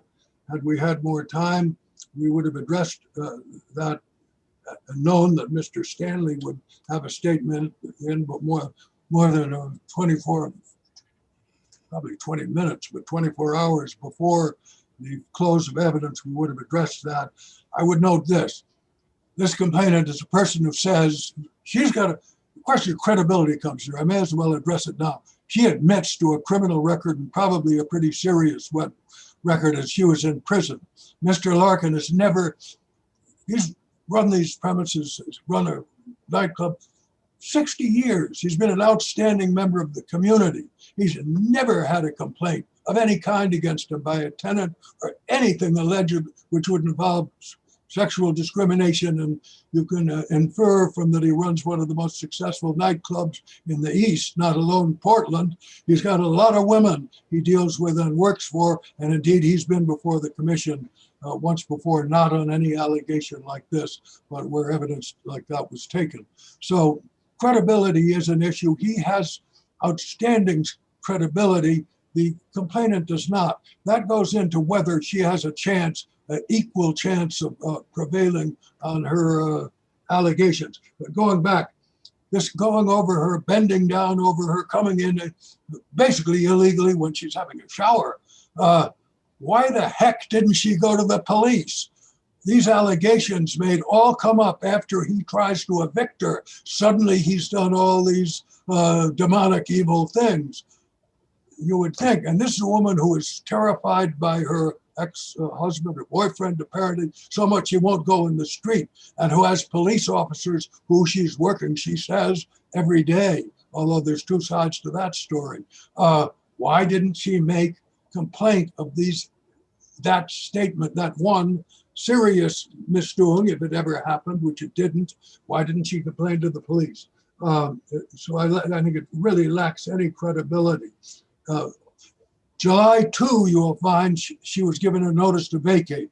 All these allegations that supposedly occur over a year before are brought up after that. If there's any retaliation, and the investigator says he retaliated against her, the cases she cites and the chronology strongly support the inference that everything she has done is in retaliation against him because he needed to get rid of her. He had an absolute right to get rid of her on 30 days, but now 45 days notice. Whether that's even enough of time to create a hostile housing environment, I don't know, but there are legal issues there. Anyhow, he gave her a 45-day notice. She wants to stay because she hasn't gone somewhere, and all these other allegations that don't add up because they're serious enough. She certainly would have gone to the police on that one if he had come in there. Okay, going on. I would suggest to you that one, your complaint is retaliatory. There's strong evidence of that. Two, if credibility is something you're an investigator and you need to consider, this man has credibility. The complainant does not. Two, his actions, I don't think They're certainly not pretextual. You've got sworn statements he submitted, I think they're in the record, of at least 5 tenants saying, backing up everything he says about the complainant. And he had very good reasons economically and as a landlord, which had nothing to do with sexual discrimination. And this is a fellow, I represented him only for 40 years, but his statement shows, and there's no reason to question it. There's never been a suggestion this man, this 85-year-old guy would have any discrimination against anyone. Going to the report in particular, the report on page 1 says he engaged in stalking behavior, driving by the complainant multiple times daily, offering her money to get in his car. I couldn't find in the record that he drove by the complainant multiple times. He checks his property. He has for 60 years. He's run this place. He takes care of it and he drives by it at night every day. Not because there's... Mr. Campbell? Yeah. I'm sorry to interrupt you, but that is your time. That's it. That's 10 minutes. So that's all you get. Fair enough. So at this point, I will see if the commissioners have any questions for you or Mr. Larkin. Commissioner Whitworth, questions? No questions. Commissioner Ashby? None, thank you. Commissioner David? The order that she got was a protection from abuse order, not a protection from harassment order, right? Excuse me, I couldn't hear you, sir. I was coughing. The order that the complainant got was a protection from abuse order, not a protection from harassment order, correct? I got to look at the order. That's all right. I can ask others too. And it was an order for alleged stalking.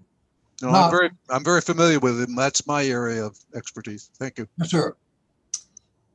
So at this point, I'm going to mute Mr. Campbell and we're going to turn to, I believe Ms. Ender is here for the complainant. Thank you, commissioners. I am Patricia Ender. I'm representing Ms. Garrett on this matter. And to address the last question first, yes, she got a PFA. She got a PFA alleging because she alleged stalking, which would make it a PFA rather than a protection from harassment order. So I'd like to address a number of things that Mr. Campbell brought up, Attorney Campbell brought up. One is that first, the name of the witness for Ms. Garrett is his initials are RC, not RS. So I just want to clarify that we're talking about the same person. The investigator is definitely impartial here. She did a very thorough investigation. She requested a lot of records that were provided. She interviewed both parties at length. I mean, Attorney Campbell himself references that there was an hour of an interview with Mr. Larkin, for example.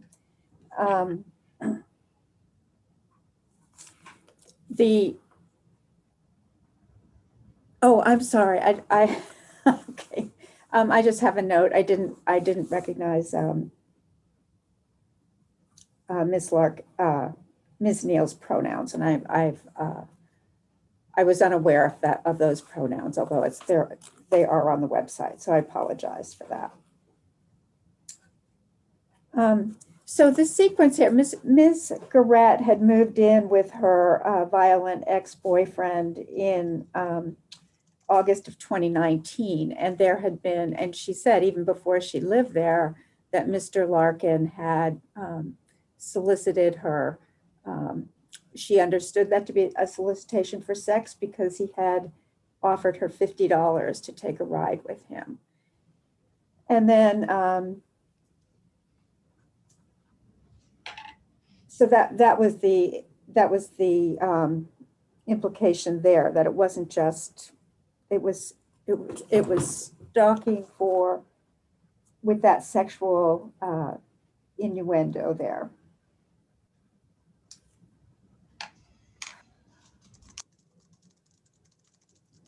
The issue of pretext comes about from Mr.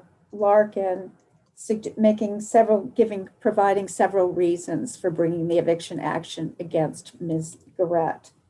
And his witnesses, he produced a number of statements purporting to be under oath, but they were not properly notarized. I mean, a notary signed them, but they weren't made in a testimonial type of way that would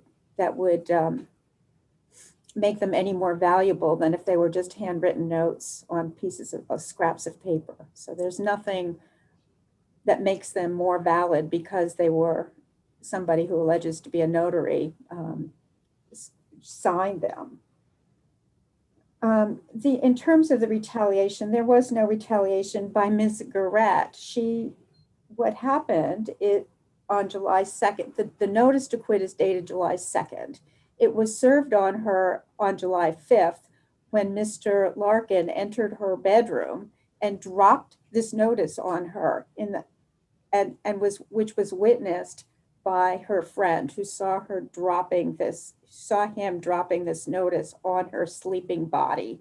And that's where that is. In addition to him entering her bedroom, he had also been in the apartment when she was naked and showering.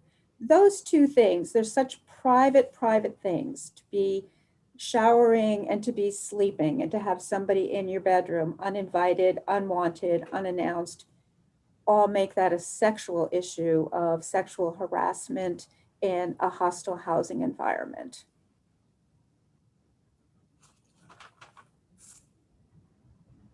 It's true the PFA had no finding. The PFA was brought, alleged stalking, it was agreed to. So there was an initial temporary order, and then there was a negotiated agreement between Mr. Larkin and Ms. Garrett at court. And I believe Melissa Martin, a different attorney from Pine Tree, I think negotiated that.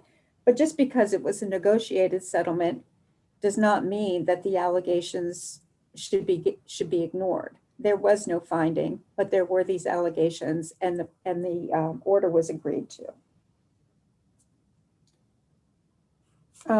That entry into the apartment so the notice to quit's dated July 2nd. The entry to the apartment was July 5th, where Mr. Larkin dropped the notice on Ms.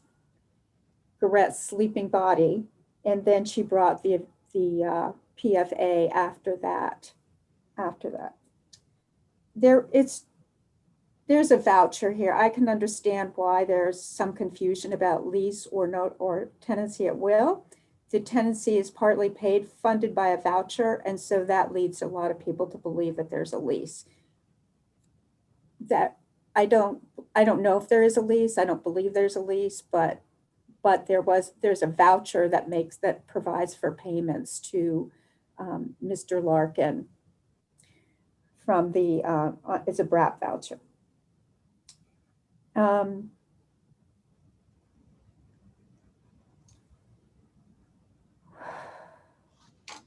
So the allegations in the notice, the courts were closed. The courts have been closed for COVID. They were closed during this whole period. They reopened on August 2nd. And so regardless of whether it was a notice to quit or a lease, there was no access to the courts for an eviction action until after the August 2nd process. And it took a while for the courts, because there was a huge backlog of eviction cases pending. The courts had to manage that, and they did so through various orders. And the order is that the cases are called, there's mediation, and then there's rescheduling of hearings. So it was in that context that that the eviction action was brought. And as Mr. Larkin, I believe, says in his response, he sent his son to court and on his behalf, but his son's not an attorney. It was not representing him. It put the judge in a difficult position, and she wasn't happy about it. And that's in record already. So there has been no eviction entered, but that was more a matter of the courts being closed for eviction actions until August 2nd.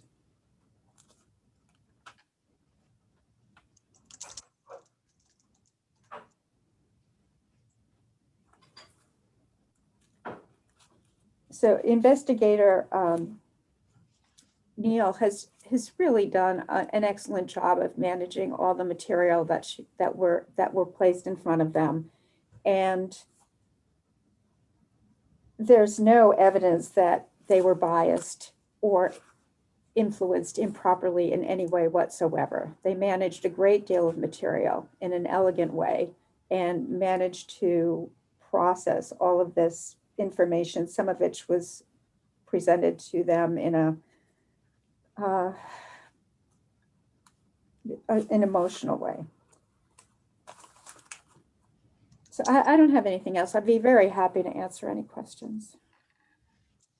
Thank you, Ms. Ender. Commissioner Whitworth, any questions for Ms. Ender? No questions, thank you. Commissioner Ashby? Just a couple, or one maybe. I'm sorry if I missed it in the record. Was there stated in the notice to quit in support of the forcible entry and detainer any grounds at all? Or was it a straight, as Mr. Campbell has suggested, just a straight, what used to be a 30-day notice on a tenancy at will, now under the pandemic is a 45-day notice? The notice is in the record, and it is just a straight notice to quit, although there had been, she had gotten a notice telling her that it was a problem that there was heavy foot traffic. So, and she explained that, and she stopped. She was seeing, her position was that her reasoning that she gave the investigator that there were all these people there were that she was substituting for services by Preble Street Resource Center, which was also closed. So she was helping people with applications for assistance. She was helping them apply for programs like food stamps. This is all, she talked to the investigator about all of these things that she was doing for people. And then she stopped. And she would see people between 9 a.m. and 9 p.m. There's a newspaper article about her advocacy that's in the record. She's done tremendous work as an advocate for homeless people. And again, in an era when Preble Street Resource Center was not able to be as open as they usually were, she was providing these as a free service out of friendship and out of commitment to the homeless community. She had been homeless for a long time. And she was just filling that vacuum truly out of the goodness of her heart. But she became aware that this was disruptive and the landlord wanted her to stop, and she did. So she now goes out into the community to meet people. Thank you. Yeah. Commissioner David, questions for Ms. Ender? Yeah, Patricia, I assume that the protection from abuse order has the standard no contact provisions. Are there allegations that it was violated, or are there allegations that the stalking behavior continued after the entry of the order? Excuse me. The order was entered in August, and there is an allegation, but I don't think that's in the record. But there is an allegation that it was violated. My other question, and I'm going to ask Barbara about this, is what is the status of the withholding rent that's mentioned? Is that legal? How does that affect things? I'll ask you, Attorney Ender. Did she withhold rent? Yes, and she readily admits that. But Shalom House, the funder of her voucher, continued to pay their share of it. But she. Oh, I see. Okay, yeah. But that didn't cover all of it. Uh-huh. I don't want to be misleading about that. Is that, Barbara? Is that how does that bear on the grounds for eviction?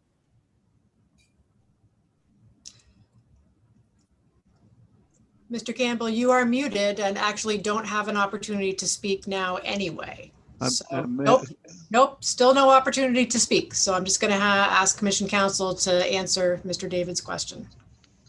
I'm not sure I understand the question. Can you just ask again, Ed? My question is, how does withholding her share of the rent bear on the validity of grounds for eviction, if it bears on it at all? For our purposes, I don't think it bears on it. We're looking at whether or not one of the motivations was unlawful discrimination, Right. not whether Okay. there were other reasons as well. That's right. We're not adjudicating the validity of the eviction. Okay, good. Right. Thank you. Thank you. Thanks. Any further questions for Ms. Under from commissioners? Seeing none. Thank you, Ms. Under. I'm going to mute you. Mr. Campbell has used all his time. So at this point, we would turn to the investigator. Good morning, Commissioners. Alice Neal again. This is my case.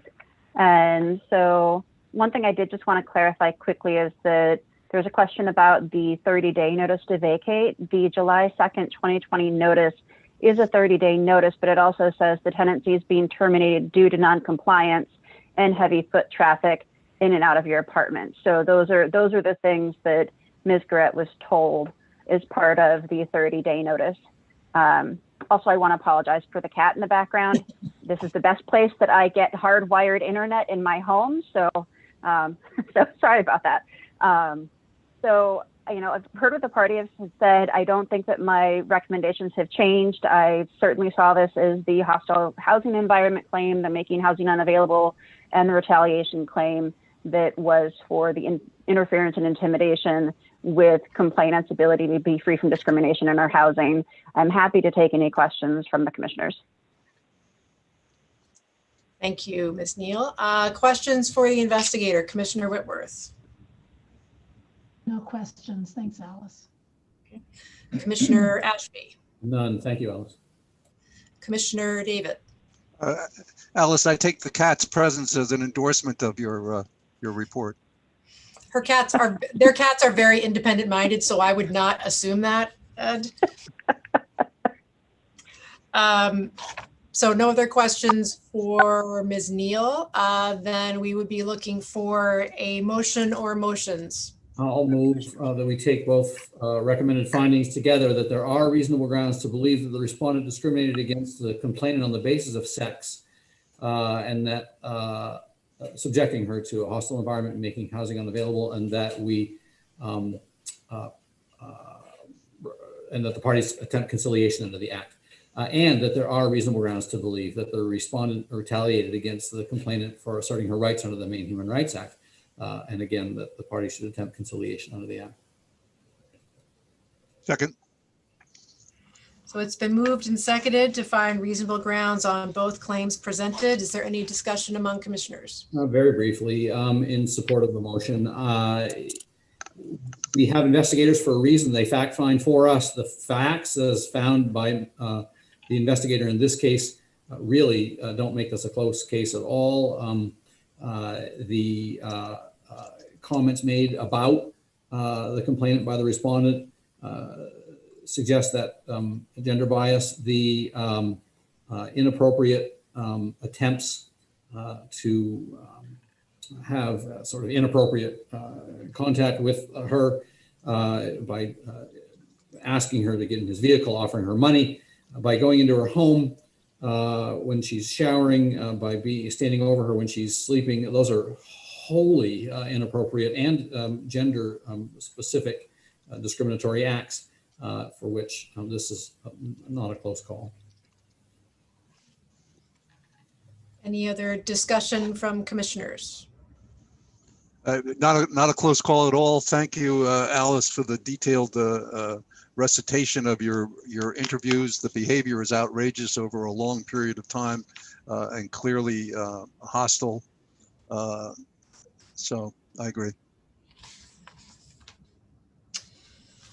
Okay, so the motion is to find reasonable grounds to believe that respondent discriminated against Ms. Garrett on the basis of sex and the terms and conditions of housing, and also reasonable grounds to believe that Mr. Larkin retaliated against Ms. Garrett for asserting her rights under the Maine Human Rights Act. If you are in agreement that there should be reasonable grounds on both claims, commissioners, raise your hands and say yes. Yes. Yes. 2, 3. So the findings are reasonable grounds on both claims, and the commission will send a letter to both parties and their attorneys outlining the next steps in the process. So that's the end of our hearing agenda. At this point, we will be going into executive session to discuss litigation. Commissioners, do you need to take a 5-minute break first? Yes, I'm seeing a yes. Okay, so let's take a 5-minute break and then come back and do executive session, which will give me time to set up the breakout room conveniently.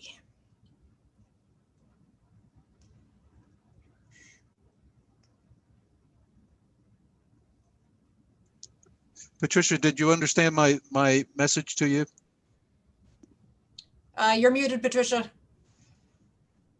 Yes, I did, and thank you. I've been typing back to you. I think it's the lens is damaged. This was when COVID came, my computer lost all Wi-Fi, and then I got the last computer in the office, and it's never given me a clear picture. So I come to you, it's fuzzy and vague, but I think I accidentally put everybody in their room when I didn't mean to do it yet. Oops, they're coming back. I thought I was just assigning them. Oopsie, they're coming back. so anyway, I apologize for the lens, but I keep trying to clean it, but I think it's a damaged lens, not a dirty lens. So. Oh, it's fine. I just wasn't sure if you were aware. No, but Mr. David has been pointing the same thing out. Aha. We try to be helpful in all of our various. And you are. I feel badly that I have put the commissioners in there and now I have to bring them back. Mr. Larkin and Miss, I have lost your name already. Miss Champagne, you don't have to stay. You're welcome to. This is still an open meeting, but you don't have to. Sorry, Commissioner Whitworth. Sorry, Commissioner David. Sorry, Barbara. I didn't mean to put you in the room yet. I meant to just open the room. Sorry. You'd think I would have that down at this point.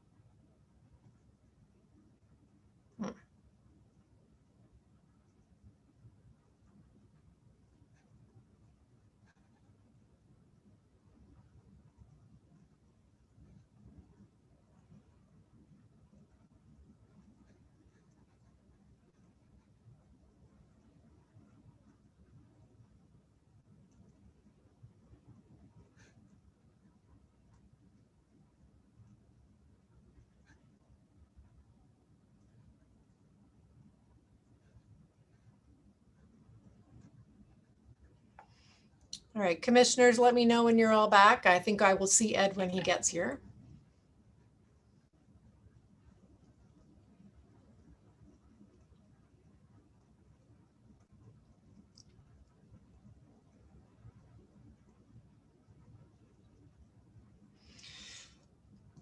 All right, I've got Ed. Deb and Jeff, let me know when you're ready.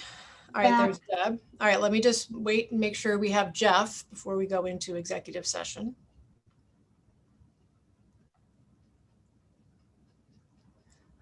Nope, we can't hear you, Ed. You're muted. Did you put us in and then take I us out did. because I we for- didn't have a motion, right? Well, I didn't even mean to put you in it. I meant to assign you to it and then open it after the motion, but I accidentally did those two things at the same time. So then I had to pull you back. It works. Sorry. It works. Sorry. So now we're just waiting for Jeff to come back and then we'll do a motion. Right.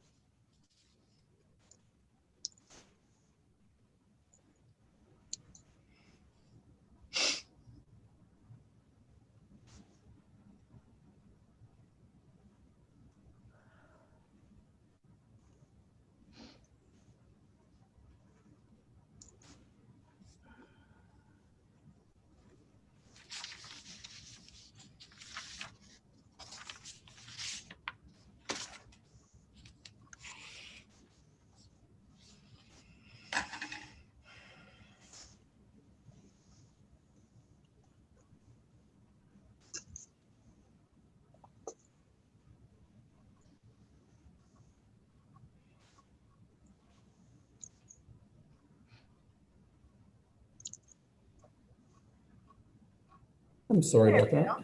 That's okay. All right, so now we need a motion to go into executive session, citing the proper parts of the statute, which you can actually say, the proper parts of the statute, right? Barbara, they can say that? Or do they have to recite it? Is this a test? No. I can do it. I got it here. right. That would make me happier.